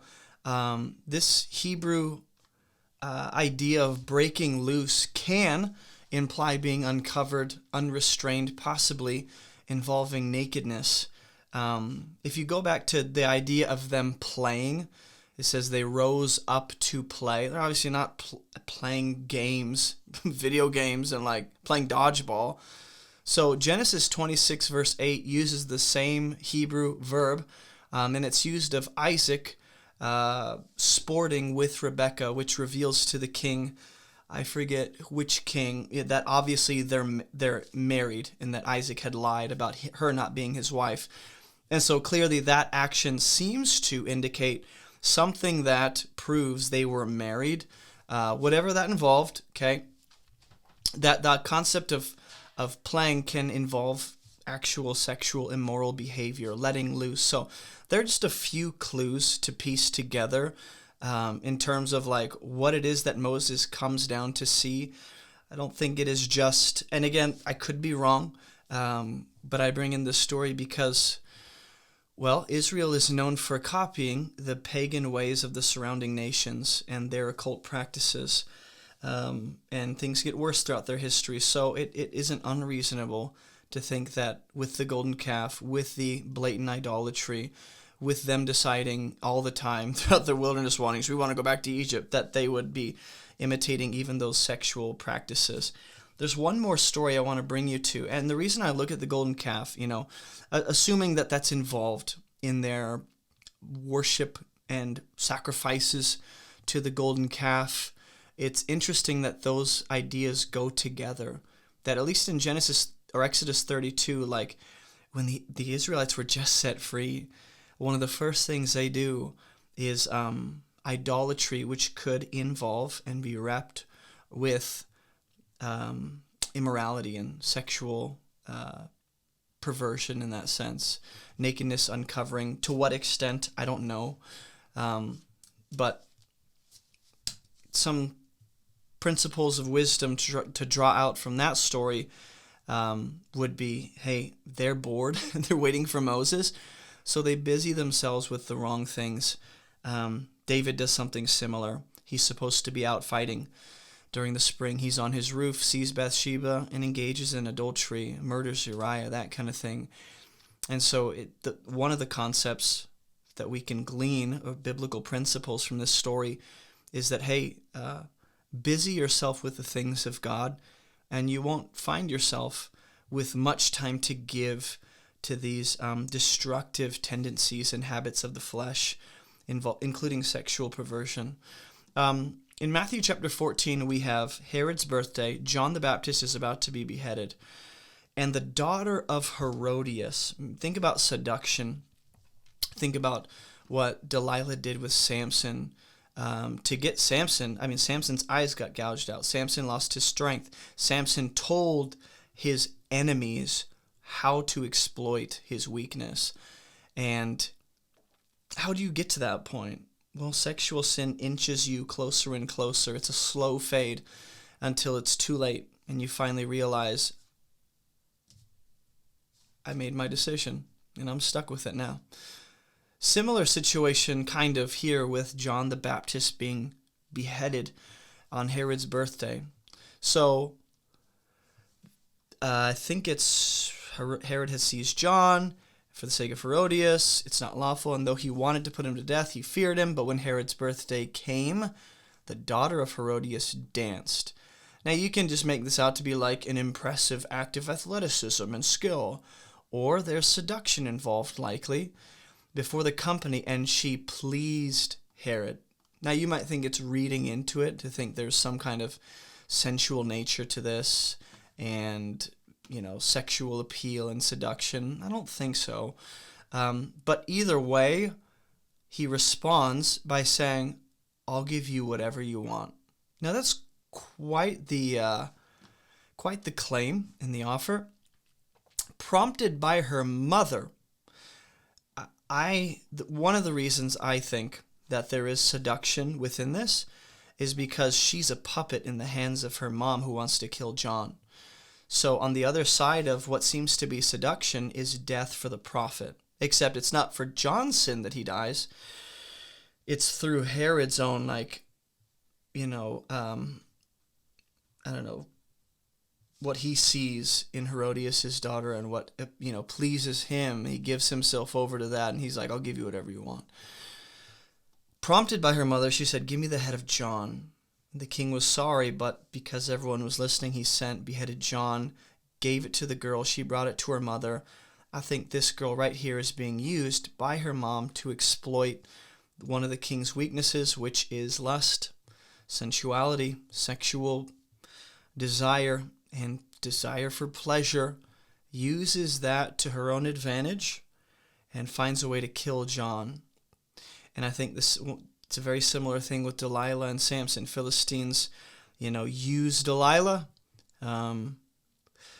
We saw with Balaam. Balaam uses the Moabite women. Jezebel uses her seduction. This is the age-old story. And it's on us to be considering, am I tolerating any level of this in my own life and flirting with immorality instead of fleeing, like Paul says to do. So there's example after example of hey, be mindful of what you entertain. Be mindful of what you are watching and engaging in and what games you're playing and what you're allowing to come across your eyes, what you meditate on and fantasize about, and what you imagine as you're falling asleep or when you look at that person, wherever you're at, whoever's in front of you. Be mindful of these things because it really is the culture wants to. It's the lullaby effect of using entertainment and music and shows and billboards and social media to I guess, dull your senses and desensitize people to the seriousness of sexual sin so that we don't even realize we're entertaining lust anymore until it's too late. So in the next video, we're going to jump into, I hope this was helpful just to think about these things from a different angle. In the next video, we're going to look at the forbidden woman of Proverbs. She's also known as the adulterous woman, and she's associated with occult practices and that which dishonors God. And then we're going to look at Rachel and Jacob. Rachel's one of Jacob's wives, the patriarch Jacob, and she has an interesting backstory. She's an interesting character. So we will dive into that in the next video. Hope to see you there. Thanks for watching. What is the deeper spiritual reality behind sexual sin? Whether that be lust, fornication, or adultery, is there really something more sinister happening behind the scenes that we don't see? If you struggle with sexual sin or perversion on any level, and you want freedom and the strength to resist temptation, I truly believe this mini-series is going to help you tremendously in your battle. We're going to expose sexual sin for what it really is. We're going to take a look at the forbidden woman of Proverbs, who's also known as the adulterous woman. We're also going to look at one of Jacob's wives named Rachel in Genesis. What is the connection between the two? By the end of this, you'll see it. Let's jump into the scriptures.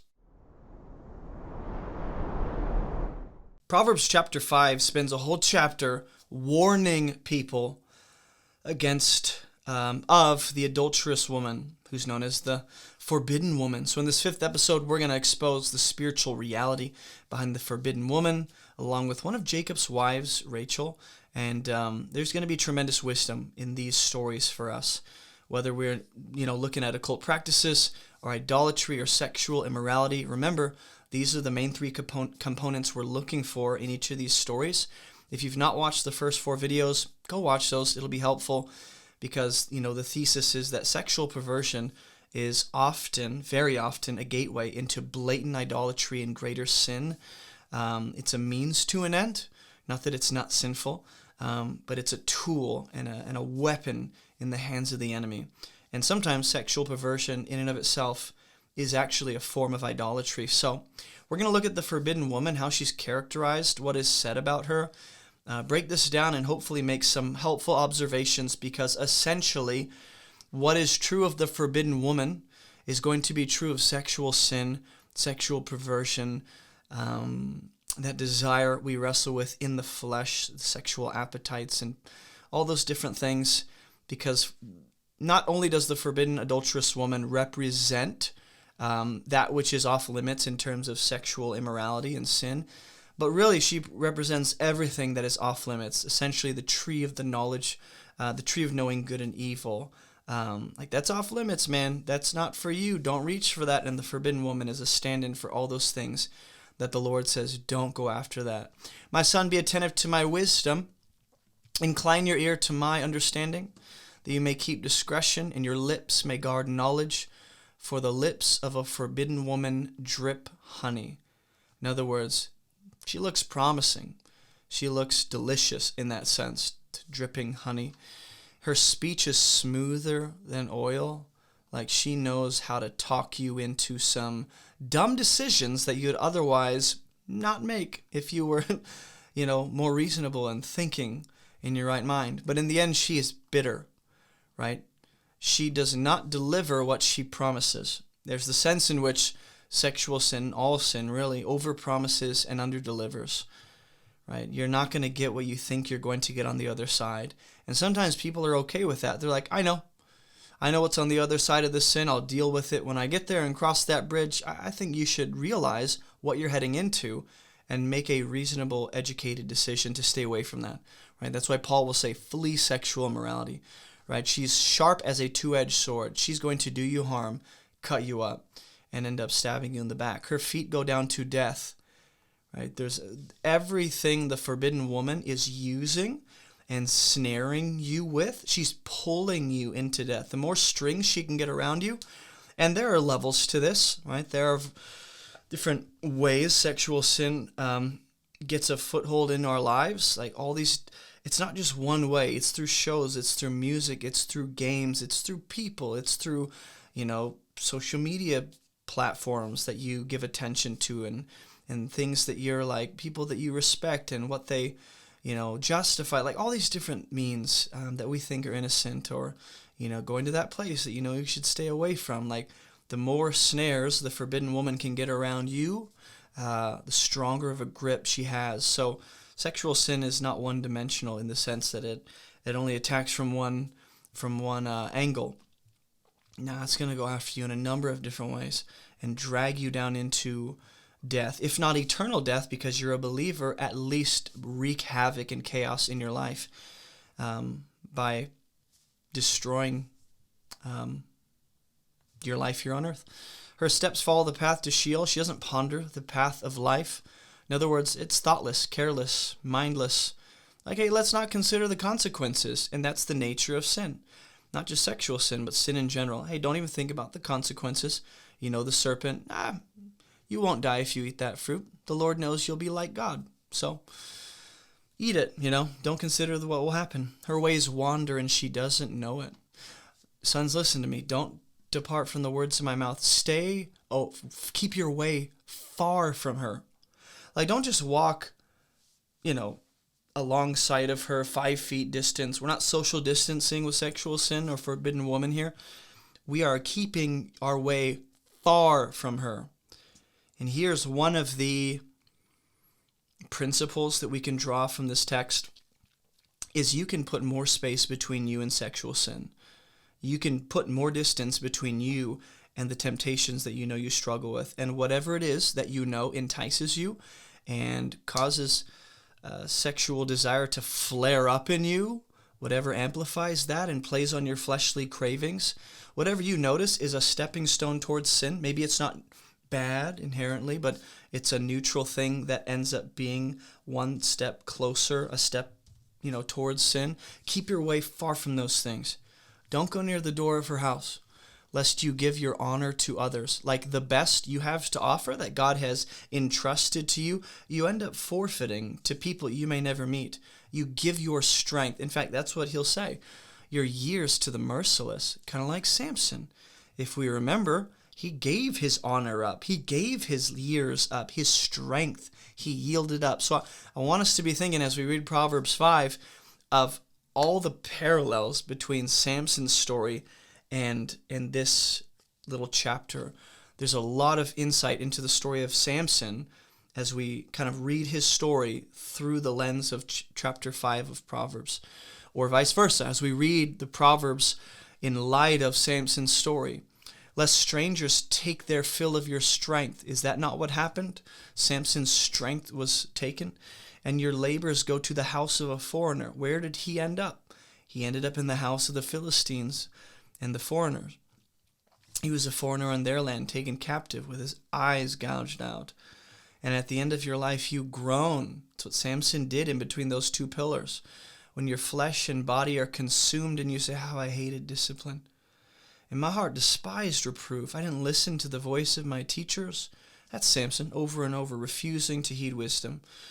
I'm at the brink of utter ruin in the assembled congregation. Like, hey, drink water from your own cistern. Flowing water from your own well. This is the idea, like, hey, enjoy the wife you have. Verse 20, why should you be intoxicated with a forbidden woman? Delilah was a forbidden woman for Samson. All of Solomon's foreign wives were forbidden women. Jezebel was a forbidden woman for Ahab. I mean, the list goes on and on. The Moabites were forbidden women. Not to make women the problem here, but to say that at least the storyline of the scripture is saying that a lot of times the enticement or seduction, not only, but often comes through the women to the male for whatever reason. And embrace the bosom of an adulteress? Like, why would you do that? A man's ways are before the eyes of the Lord. He ponders all his paths. You're going to die for lack of discipline, right? That's the idea. Sexual sin is taking you places you didn't agree to go. That's what sexual perversion does, is it takes you into deeper depravity that you never signed up for. You're going, I did not say we were going here. And sexual sin and perversion goes, I don't care. That's where I'm taking you. You fell prey to me. I've trapped you. You're mine now. In that sense, like, you're given over to worse consequences. And this is the sense in which sin will minimize the consequences and, inflate the pleasure and what it's promising. Like, oh, look how great this will be, but don't look behind there at what's going to happen really if you give in to sexual sin. Like death and worse depravity. I mean, Romans 1 talks about this. So the commandments of God here in Proverbs 6 are supposed to preserve you from the evil woman. So here's just a practical point of wisdom. Like, the more you know the Word of God, it's not that it's an absolute guarantee to keep you from all sin in terms of like it's like a shot you take. Now you'll never give in to sin. But the more I'm full of the Word of God, and the more I'm actually submitted to the Word of God, the less likely I will be to give myself over to the evil woman when she presents herself, or the forbidden woman, or the adulterous woman. She's called all these different things. They're synonymous terms. She's forbidden, she's evil, she's an adulteress. You're just a tool and a pawn. She's extending the same offer to you to millions of people. You're not special. And that's what sexual sin wants to do, is make you feel very, very special and wanted and noticed and approved of. And I look at me, and it's like, bro, sexual sin's going after everyone, like everyone on the planet. You're not special. So don't desire her beauty in your heart. And you're going, I can't control what I'm enticed by and what I'm attracted to. No, but you can choose to entertain those fantasies and give weight to those desires and meditate on those pleasures and be like, yeah, you know what, and begin letting those things fester and grow. You can choose to cut off desires. When you sense an initial attraction or seduction, lust, whatever it is, you can choose to go, I'm done meditating on this. I'm going to choose to put my attention on the Word and the character of God and the things of the Spirit. Don't let her capture you with her eyelashes. That's Delilah batting her eyelashes. That's Jezebel. That's the Moabite women. For the price of a prostitute, it's only a loaf of bread, but a married woman hunts down a precious life. Right? So there is a contrast, a distinction rather, between a prostitute and a married woman here. Both stay away from, but especially don't give in to a married woman and commit adultery. He's not saying choose prostitution rather than adultery. He's saying stay away from both, but man, one is definitely going to have more weighty consequences than the other. Chapter 7 is also like very much stay away from the forbidden woman.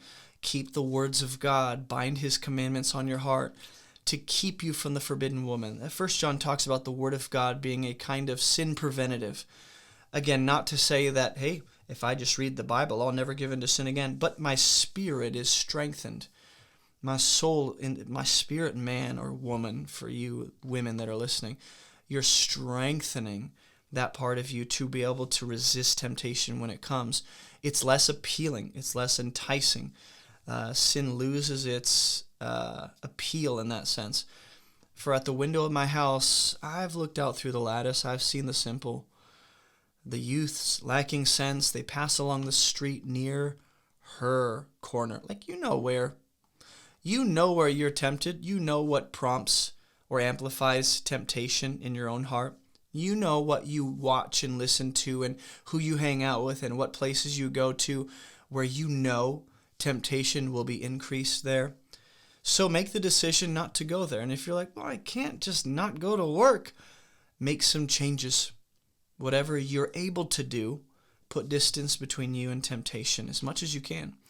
So you're saying, I've seen these people at twilight in the evening and the nighttime in darkness. That's where people give themselves over to sin at that time. Not to say people aren't blatantly walking in sin in the daytime, but it's most prevalent at night. Might be a word for some of you who deal with sexual sin specifically in the nighttime. And behold, the woman meets him dressed as a prostitute, wily of heart, like the sense of like, I actually don't know because the footnote says guarded in heart.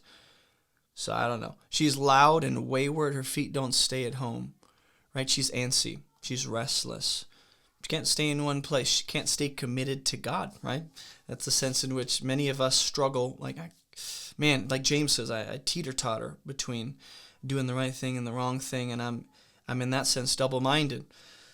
She's in the street, in the market, every corner. She seizes him and kisses him with bold face, and she says, I had to offer sacrifices, and today I paid my vows.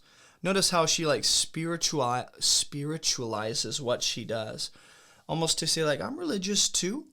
Like, I give my sacrifices to Yahweh. I've done my religious duties as an Israelite, as if to justify what she's enticing these young men with. Like, this is okay. I also do my Yahweh thing. I do my sacrifice thing, pay my tributes, almost as like license to sin. So now I've come to you to meet you, right? So these might be like more of a ritualistic cleansing sacrifices in terms of like, I'm able to engage with you now. She says, I've spread my couch with coverings, and at this point, the man should walk away and be like, I don't know why I'm entertaining this conversation. And that's a word for some of us. Do not entertain the conversation or the fantasizing or the imagining. Like, cut it off. Don't entertain it. Don't give attention to it. The minute you recognize what it is, like, cut it off. Give your attention to God. Start praying. Open in scriptures. Get on the phone with someone. But this is the nature of sin. It wants to entice you by, like, glamorizing itself and going, but look how beautiful, look at all this stuff, and you start to entertain the conversation a bit more because look at all the benefits and the pleasure, and if I do this, and you don't realize the destruction on the other side. It's the idea of magnifying the pros and minimizing the cons, when the cons far outweigh any sense of pros here. Colored linens from Egypt, and essentially she's saying, look, come, let's take our fill till morning. I've got the perfume and the linens. Let's just delight ourselves with love. That's the nature of sin. It's fleeting. It's temporary. You're promised the sense of, yeah, and then when you get it, you're like, that was not what I thought it would be. That was not worth it. And yet you'll do it again and again and again and time again. It's just a nasty, vicious cycle. For my husband's not at home. He took a bag of money, like she's reassuring him. No one's going to find out. My husband's not here.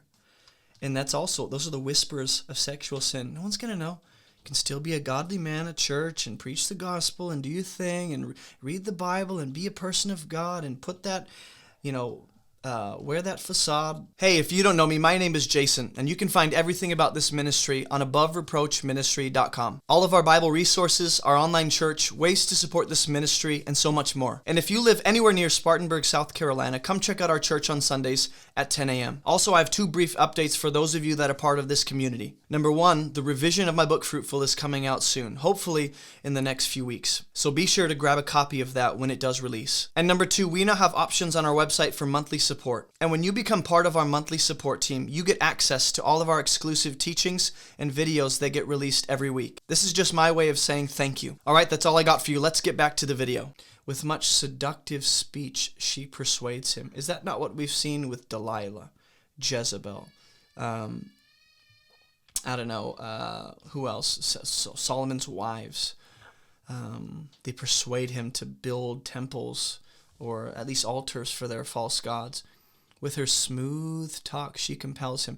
I want you to notice the clear allusion to the serpent in Genesis 3.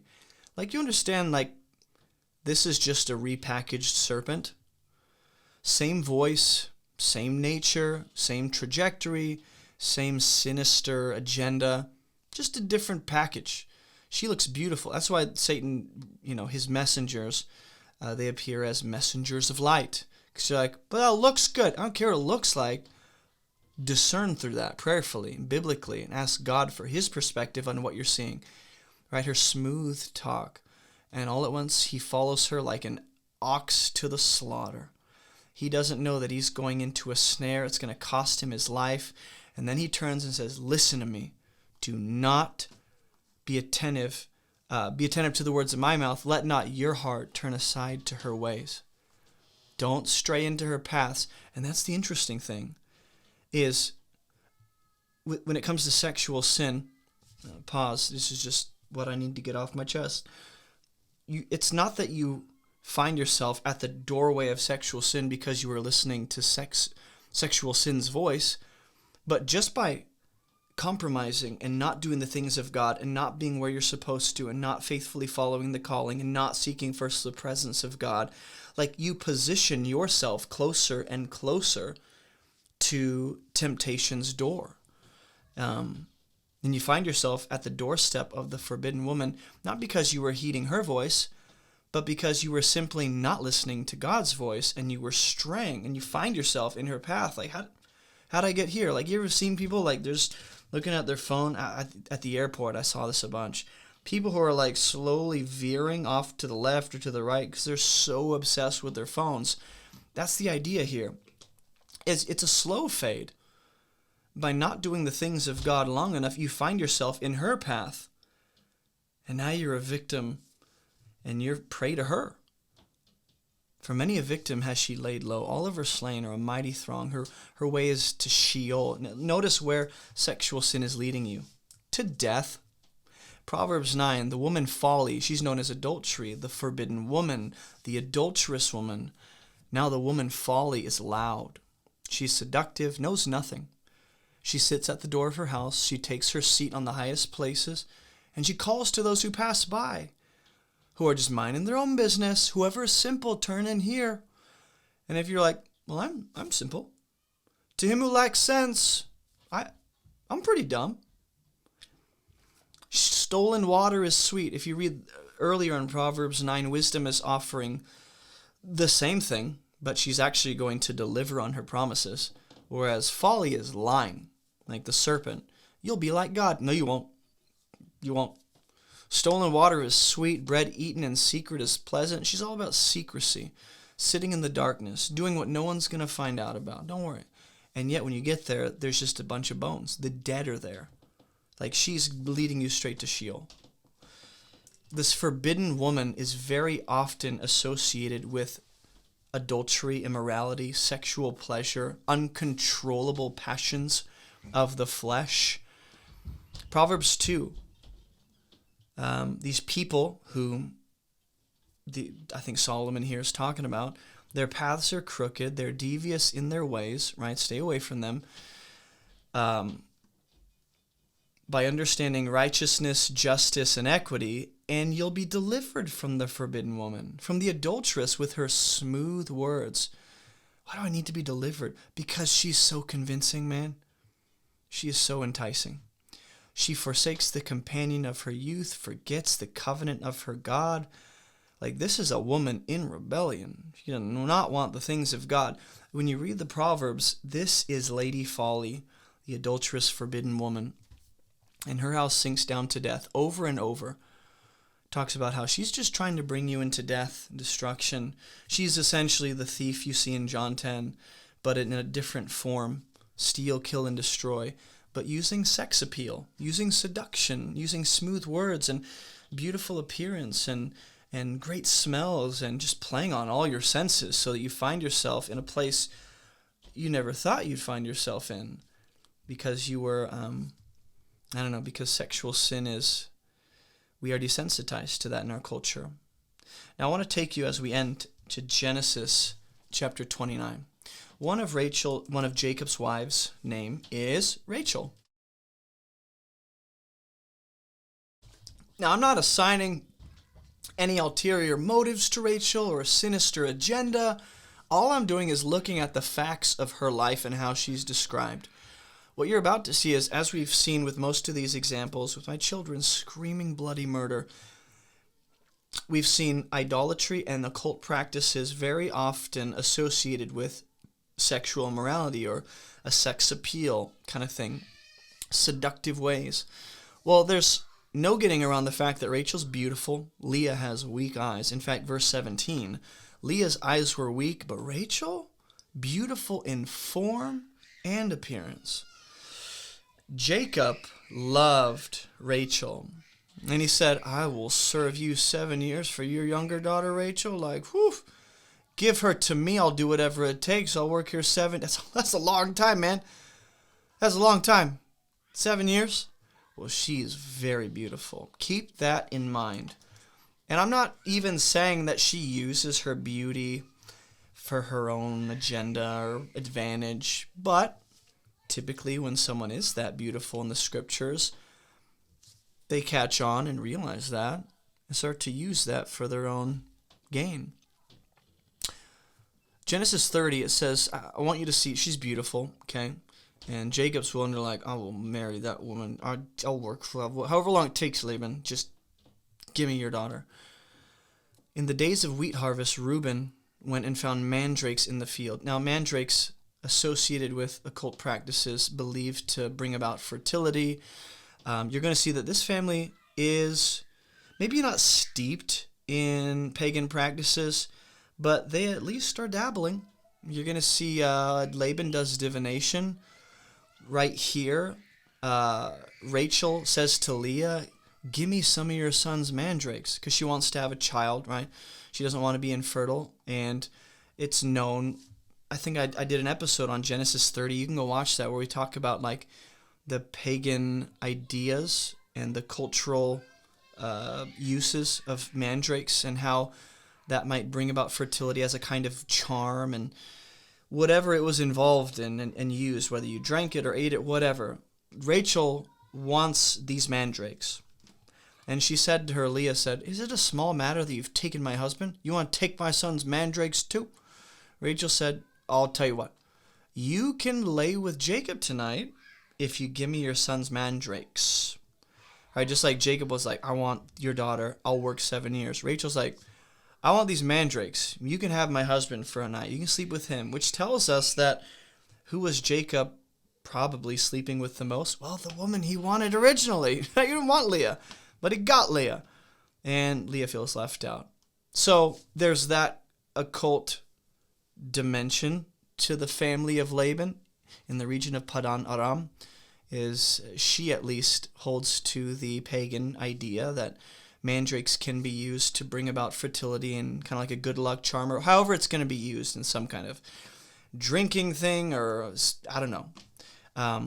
But Genesis 30:27, we see Laban says, if I've found favor in your sight, I've learned by divination The Lord has blessed me. So Laban practices divination. That's interesting. Rachel and Leah, they know the spiritual significance, supernatural significance of mandrakes. So this family is at least dabbling in some of these pagan practices. Verse 39, Laban has gone to shear his sheep, and Rachel stole her father's household gods. So I know these are like little details along the story, and I'm not necessarily giving you an overview of the story, but there's details along the story that make you go, hold on, wait, divination, like it's viewing mandrakes as a kind of fertility spell, charm, whatever, stealing household gods, there's idolatry going on. Like when you mix this all, put it all together, you're like, okay. Laban ends up tracking them down. He's so obsessed with getting his gods back that he hunts Jacob and his daughters down and their kids. And he goes, anyone with Jacob answers Laban and says, look, Laban, whoever you find your gods with, like, let that person die. In the presence of our kinsmen, point out what you have. Now, Jacob did not know Rachel stole those household gods. She's secretive. She has a practice of worshiping household idols. Divination is at least a part of Laban's life. She believes in these kind of pagan ideas about good luck and fertility and those kinds of charms, worshiping idols. So Laban went into Jacob's tent. Rachel goes, she had taken the household gods and put them in the camel's saddle and sat on them, right? So she was like, Laban, Dad, I can't get up because, well, the way of woman is upon me. She uses that. In other words, she's hiding her household gods. Why is she bringing them? Apparently, she intends to incorporate that into their family and into their household. The reason I bring this all together is because in Genesis 35, Jacob gets serious. He makes an altar before God, goes to Bethel, and Jacob tells his household, put away the foreign gods among you, purify yourselves. And you're like, well, Jacob, why did you allow household foreign gods up to this point? Like, why are we getting serious now? And it says in verse 4, they gave to Jacob all the foreign gods and the rings that were in their ears. Remember with the Exodus 32 golden calf situation? And they hid them under the terebinth tree that was near Shechem. Now, it never says that they leave them there. It never says they go back and get them. We don't know. Just the story leaves that as a kind of loose end, where it's like, did they ever go back? Did they leave them temporarily? Did they completely abandon them? Either way, paganism and idolatry in the patriarchs' earlier years, as Israel's still in its formation, right? Like, that's a part of their history and their ancestors' lives. So Rachel dies in verse 19. She's buried. And you're like, why did Rachel die, man? That's a bummer. Leah didn't die. Well, Jacob did say, Laban, whoever you find your gods with, whoever has your gods, like that person dies. He invokes a curse, essentially, an oath of sorts, and God seems to honor that. Whether Jacob didn't know, he wouldn't have said that. But I think his word is still binding in that sense.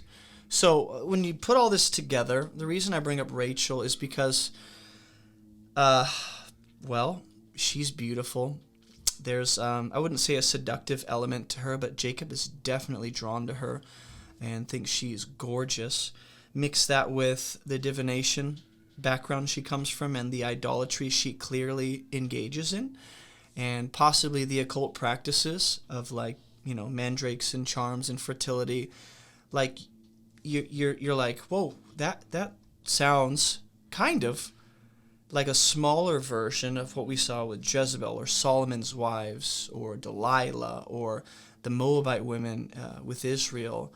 And I think if you make that connection, that's a reasonable connection to make. I've made that. Not to, again, make Rachel some sinister character with some dark agenda, just pagan roots, just occult practices, just a beautiful woman that will use, I think she well, she seems to be the one Jacob sleeps with a lot, and then she's like, Leah, you can have Jacob tonight. He'll do whatever I say, pretty much. And you just mix that all together, and you think, man, there might have been in their formative years these seeds of paganism and occult practices and idolatry that become big problems later on, especially when we get to the Exodus story. But those seeds were planted fairly early on. And Rachel ends up dying, which isn't necessarily a declaration from God about what he thought about Rachel, but just that's interesting. So I guess the principle behind that story, maybe you've never heard that story, or you've never heard it explained from that angle. That's fine. I'm always open to being wrong. But I think the principle is be careful who you marry. And not just to make her out to be the adulterous woman or Lady Folly or the forbidden woman, but I wonder if on some level she had similar characteristics to the adulterous woman of Proverbs, the forbidden woman, in that sense. So this is not the only case where you kind of see idolatry, occult practices, and a sex appeal, as we've seen throughout the last 5 episodes. It seems to be all over the scriptures.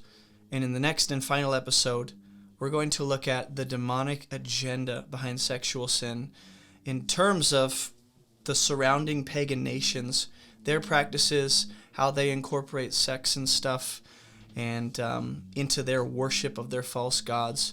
We're going to look at the Canaanites. We're going to look at Babylon. We're going to look at Egypt. We're going to look at the Hittites, the Greek and Roman gods, and what they thought, as well as one extra biblical writing. So make sure you watch that video.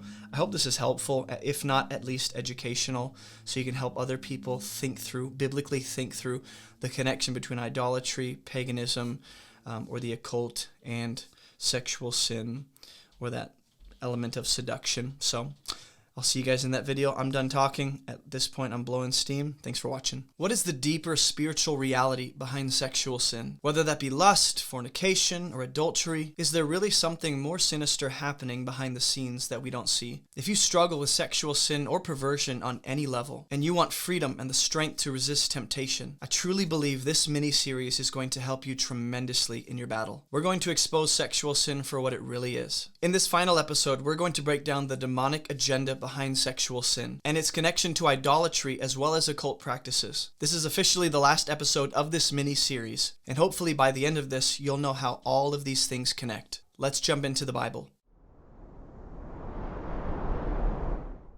If you did not know, this is the episode 6 of a mini-series addressing the connection between sexual sin or perversion and occult practices as well as idolatry. The thesis statement of this series, you might say, is sexual sin or perversion is very often a gateway into blatant idolatry or a form of idolatry itself sometimes. So something to consider is that the pagan nations around Israel have tremendous influence on Israel's activity and what they do often. God warns Israel not to be like the nations in Leviticus before they ever enter the promised land. Unfortunately, they don't heed these warnings. And here's what's interesting to me. I'm going to read verse 21 for you, okay? Here's one of the clear do-nots of the Torah. You shall not give any of your children to offer them to Molech, and so profane the name of your God. I am the Lord, says the Lord God. So what's interesting about that clear instruction to never, ever engage in child sacrifice is it's couched between all of these other laws about sexual purity and what's allowed and what's not. I'll give you a few examples. I mean, all the way in verse 6, do not approach any of your close relatives to uncover their nakedness. Verse 7, don't uncover the nakedness of your father or mother, or the nakedness of your mother's daughter, or just all family members, right? It's all about what's allowed and what's not allowed. Verse 13, don't uncover the nakedness of your mother's sister or your aunt or that kind of thing, or your son's wife. It's clear Like for us, it's like, obviously. But for them, not so much. Don't take a woman as a rival wife to her sister, uncovering her nakedness. Don't approach a woman to uncover her nakedness. You shall not lie sexually with your neighbor's wife. And then it's like, don't give your children to Molech. And you're like, you got 20, 17, 18 verses on what is allowed sexually for the nation of Israel, right? And then it's like, don't offer your kids to Molech. No child sacrifice. I find that interesting because verse 22, it's like verse 21 doesn't even exist. It just keeps talking about the sexual practices. In verse 22, don't lie with a male as with a woman. It's an abomination. Don't lie with any animals. It's perversion. Don't make yourselves unclean. By all these things, for by all these the nations I'm driving out before you have become unclean, and the land has become impure. These are abominations, right? So you're like, well, why in a list of sexual do's and don'ts is there, don't offer your kids to Molech. Don't offer your kids at all. Child sacrifice is a no-no. I want us to think about the connection between bloodshed, child sacrifice, murder, and the connection between that and sexual perversion. And maybe you've never considered the connection, okay? But Jezebel, in all her adulteries or rather whorings and enchantments and sorceries, she's attributed and responsible for lots of bloodshed, okay? Killing the prophets, killing people, like all this stuff. When it comes to Delilah, very similar. Like she's responsible for Sampson being caught, enslaved, eyes being gouged out in that sense. Like his blood's on her hands, and she used seduction to make that happen. Same with the Moabite women, right? When they're given to Israel, or Israel takes the Moabite women, through their sexual practices, like it doesn't explicitly say that they started sacrificing children to Molech, but bloodshed had to happen to atone for the death that came upon the community. In other words, an outbreak happened of some kind of virus or disease or whatever, plagued Israel because they were engaging in sexual sin. And so in that sense, bloodshed came accompanied with sexual sin. So whether it's like, I just want us to be thinking about that connection, because right now I'm going to read off a bunch of notes that I have, and I hope you'll track with me. We'll jump back into the scriptures, but we're going to look at some of the historical practices of the pagan nations. I'll cite a few sources just so you know I'm not pulling this out of my butt. But there are very often in these pagan nations, the way that they worship their false gods involves sex rituals and oftentimes bloodshed. Think about the priests on Mount Carmel cutting themselves to get the attention of Baal. Well, the Canaanites, their primary deities were Baal, the storm god, and Asherah, the fertility goddess, and Anat, the goddess of war and fertility. Now, they engaged in sacred prostitution, which involved ritual sex acts that were believed to, like as they engaged in these acts, that they thought this will arouse the gods and ensure the fertility of our land and people, right? Because Baal brings the rain, Baal, and then Asherah is the fertility goddess, so we got to bring them together. There were temple prostitutes, both male and female, that served in the temples. They had sexual festivals, which involved ritual orgies to stimulate Baal and Asherah. And I know that for some of you, like, this is nails on a chalkboard, man, but this is the reality of the culture that Israel was surrounded by. And so that would, again, symbolically be a way to, bring rain and crop growth. It was all about, ensuring the prospering and the abundance of our land, right? They had high places, Asherah poles that were common venues for sexual worship acts. And so just a few scripture references for you. In Deuteronomy 16, the Lord says, do not plant any tree as an Asherah, like very clearly, don't have any part in that. And you shall not set up a pillar which the Lord your God hates. Like, it's not just like, I'm not in the mood for that. I absolutely abhor that. 18:9 of Deuteronomy, when you come into the land that the Lord your God is giving you, do not learn to follow the abominable practices of those nations. Primarily, who is in view are the Canaanites. There are other nations, right? The Ammonites, the Moabites. 1 Kings 14:24 says that, I'm going to sneeze and I'm trying to hold it back. Judah did what was evil. They provoked him to jealousy. I'm going to sneeze. Judah provoked God to jealousy more than all their fathers had done. When you sneezed and you're like, am I done? Because it's still lingering. They also built for themselves high places and pillars and asherim on every high hill and under every green tree. And notice what's associated with these asherim on these high hills. There were also male cult prostitutes, and they did the abominations that God said, no, come on, guys, don't do that. So even Scripture backs that idea. 2 Kings 16:3 talks about Ahaz. Ahaz, wicked guy, man. He did not do what was right in the eyes of God. He walked in the way of the kings. He even burned his son as an offering, according to the despicable practices of the nations whom the Lord drove out. And notice what is paired with child sacrifice, weirdly enough. And he sacrificed on the high places and on the hills and under the green trees, which I think at this point in the nation's history, I don't know if there's still Asherim around, but could likely involve that. 2 Kings 17 talks about how, why do I have this verse? The people of Israel sinned against God who had brought them up. They had feared other gods and walked in the customs of the nations whom the Lord drove out, and in the customs of the kings. That's Israel practiced that. So they're imitating, the nations. And I just want us to be thinking about how, yes, Israel is exiled and they experience consequences for idolatry and blatant rebellion against God and disloyalty. But that I want to say almost always involved sexual immorality as well.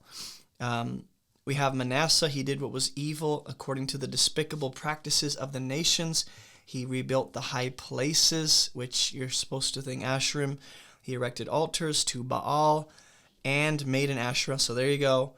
Worshipped the host of heaven, built altars in the house of the Lord, and he burned his son as an offering. And look at what's associated with child sacrifice: fortune-telling, omens, mediums, and necromancers. Very often where you find one, you'll find the other. So that's the Canaanites.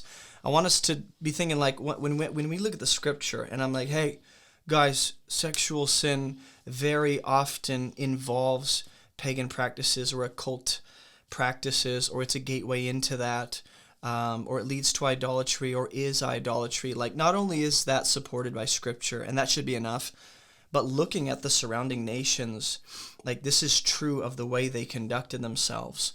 So Babylon is no different. Babylon's primary deities were Ishtar, the goddess of love and war and fertility, and Tammuz, the dying and rising god. There was a ritual sacred marriage where a priestess of Ishtar would have ritual sex with the king, representing that both of them represent their, primary deities to ensure fertility and royal favor, kind of like the Canaanites did. Notice how there are some similarities between the beliefs across these nations. There was temple prostitution. Herodotus writes about this in histories in the 5th century BC. He claims that every woman in Babylon had to have sex once in the temple of Ishtar with a stranger as a kind of offering. So notice, like, worshiping false gods involves temple prostitution, sexual acts. The cult of Ishtar involved sexual intoxication, cross-dressing priests, ritual lamentations for Tammuz, and they are not like an isolated case. The Egyptians, their primary deities were Hathor, the goddess of fertility and sexuality, Isis, and Osiris. And they had fertility rites as well. Some festivals involved public drunkenness, sexual activity, and symbolic enactments of divine fertility. And the festival of drunkenness was marked by music, dancing, and potential ritual sex to imitate divine reunion and renewal, which is why I think the golden calf story of Exodus 32, when they're playing and dancing and there's music, that it's a kind of imitation of what Egypt does. There was actually wall reliefs and temples dedicated to Isis and Osiris that depict the myth of Osiris's death and rebirth, and it often involves or illustrates symbolic sexual imagery. These images convey the connection between the sexuality and like the nature of life in Egyptian belief. Plutarch lived during the 1st century AD and writes of these things on Isis and Osiris, speaking of fertility, sexuality, and divine rebirth.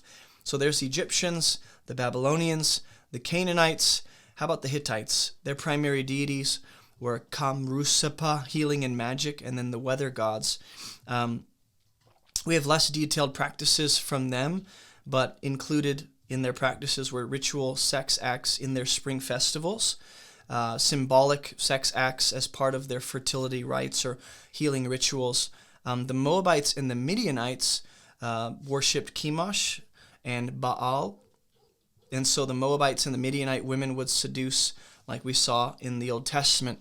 They seduced Israelite men into their sex rituals, which linked them to Baal worship. So it's like, how did they fall into Baal worship and offering sacrifices? It was not just giving of gifts and animals and sacrificing, shedding blood, but likely these sex acts, which is the initial point of seduction that the Moabite women used, was, hey, come and have sex with us. And so these acts were sometimes tied to child sacrifice and sexual rites as well, which is why I said pay attention to how often bloodshed or human death or child sacrifice is associated with sexual perversion and idolatry.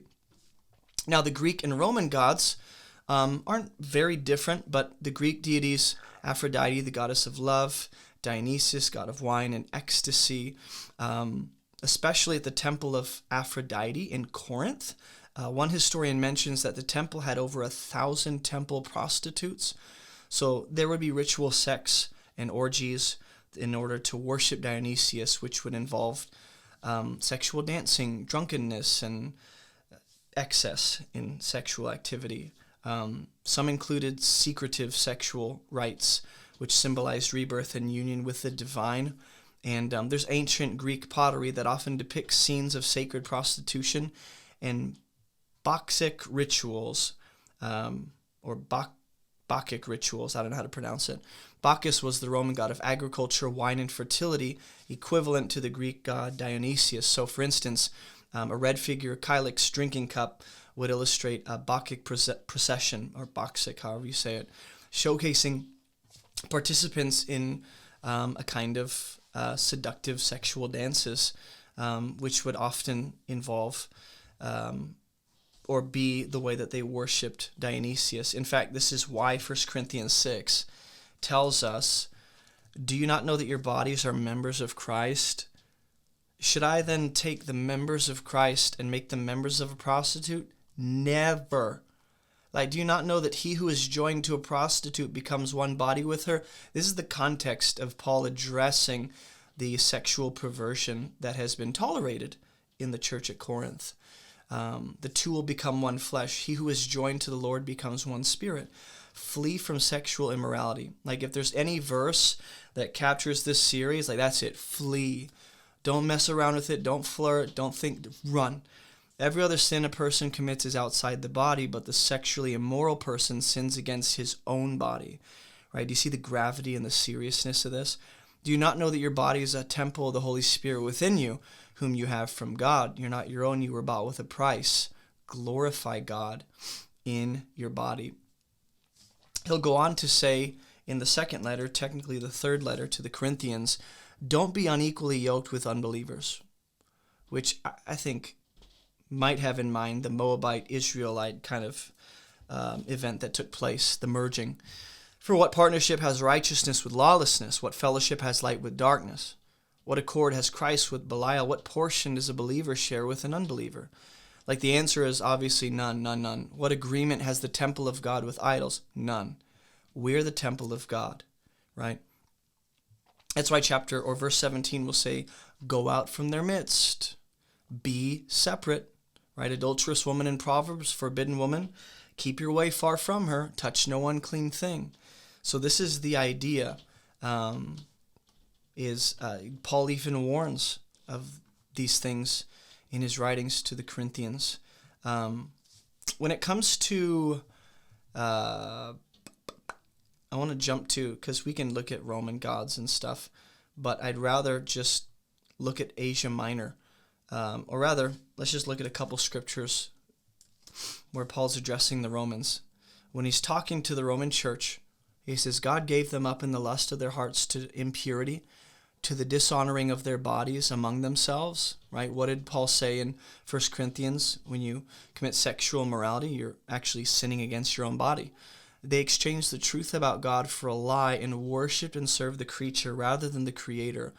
And then it goes into dishonorable passions, and the women exchange natural relations for those that are contrary. And this whole section has in mind sensuality and sexual sin, which weirdly enough is associated with worshiping false gods.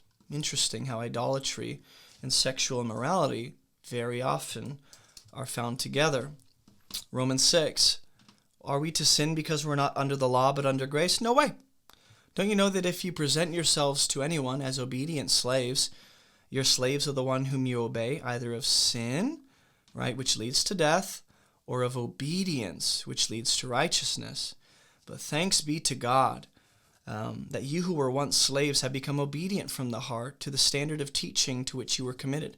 You've been set free from sin, you become slaves of righteousness. So he says, just as you once presented your members as slaves to impurity, which isn't limited to sexual sin, but involves that, and to lawlessness, leading to more lawlessness, just like Romans 1 said. So now present your members as slaves to righteousness. Notice all this sacrifice worship language associated with like abstaining, or if you're going to give into sexual sin and you're giving yourself over as a kind of, it's like you're climbing on the altar and giving yourself over not just to sin, but to the false gods and evil spirits behind that, right? So sexual perversion becomes a means to an end. If you look at the letter to the Ephesians, and then we're done, Asia Minor specifically, or the general region of Asia Minor, Ephesians, Ephesus, had the cult of Artemis and the temple of Artemis. So while not always explicitly sexual, Artemis of the Ephesians had strongly sexual and images and fertility associations depicted. So the temple of Artemis in Ephesus was one of the 7 wonders of the ancient world. It had a massive cult center. And there are pagan festivals and often include processions and sexual symbolism and possibly temple prostitution in earlier periods. But reliefs from the temple of Artemis in Ephesus actually depict the goddess of Artemis, or Artemis, having multiple sexual organs, emphasizing her role as a fertility deity. Such imagery underscores the connection between sexuality and fertility in their pagan worship. So this is why Paul will say in Ephesians 5, sexual immorality and impurity and covetousness must not be named among you, as is proper among the saints. And I'm not going to single out sexual immorality to say that that's all he's talking about, but look at what he says. Let there be no filthiness, nor foolish talk, nor crude joking, which are out of place, but instead let there be thanksgiving. Right, so I'm not the one focusing on sexual morality. Look at how he finishes verse 5. You can be sure of this. Everyone who is sexually immoral or impure or covetous, that is an idolater, has no inheritance in the kingdom of Christ and God. Let no one deceive you. What does the adulterous woman want to do? Deceive. What does the serpent want to do? Deceive. What did the Moabites do? Deceive. What did Balaam use the Moabites to do? Deceive. What did Delilah do? Deceive. Deception is prevalent within sexual morality and idolatry and the occult practices. So it's not just limited to the scriptures that we see these ideas all intertwined. In fact, there's one extra biblical writing, whether you believe it's canonical or not, doesn't matter. This is the cultural writing of the day, Second Temple literature. The Testament of Solomon in chapter 5 talks about the demon Asmodeus admitting. This demon admits that he causes wickedness among men, particularly targeting newlyweds and young women, leading them into sexual sin. And in that same Second Temple writing in chapter 6, Beelzebub is described as arousing desire in holy men and priests, leading them into sexual misconduct.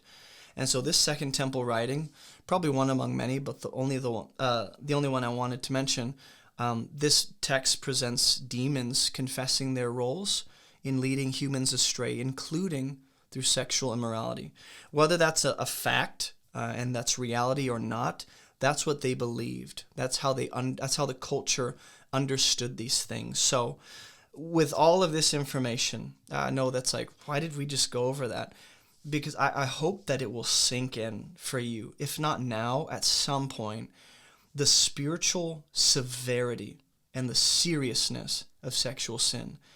It's not just, like, we become so desensitized, so numb to these things, right? It's the lullaby effect of, it's not a big deal, and you become lulled to sleep to the point that you're not awake, you're not sober-minded, you're not vigilant, you're not watchful.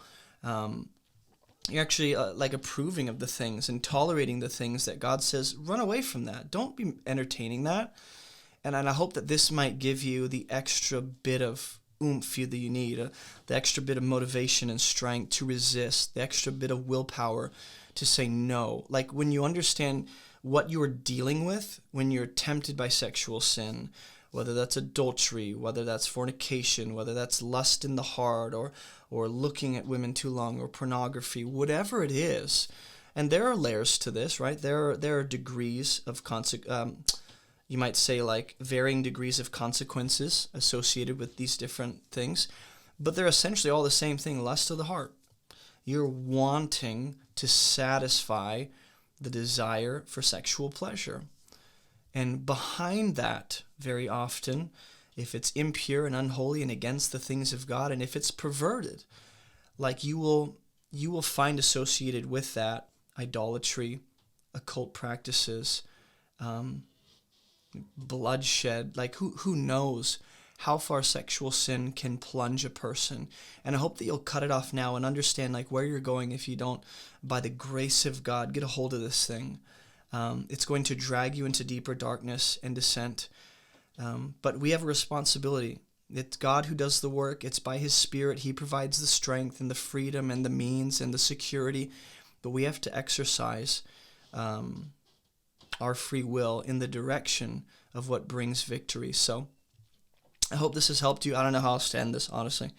But I hope this has been a blessing and makes you think deeper, so that when you're staring sexual sin in the face, you see it for the sinister, evil, demonic spirit that it is, that perversion. Not that all sexual desire in itself is bad, like, that's just part of the flesh, but the ways that these desires become perverted and dishonorable and satisfied in the wrong way, or what you're going after if that's wrong, all these things to consider. So share this series with someone who you know needs this, who struggles, who needs, like, a biblical kind of bird's eye view of this thing. And let me know in the comments how this has helped you, maybe what you learned, what stood out to you. And thank you for sticking around. If you've not watched the last 5 episodes before this, go watch those. This is not an isolated episode. There's more. So I hope that this really blesses you, and I'll see you guys in the next video series or video. Thanks for watching. Hey, don't forget to like this video and subscribe for more biblical content just like this. We have hundreds of videos, but you might be most interested in these ones right here. Also, visit our website for all of our free resources and classes. And thank you so much for partnering with us financially to make this ministry even possible. Keep moving towards Jesus, and I'll see you in the next video.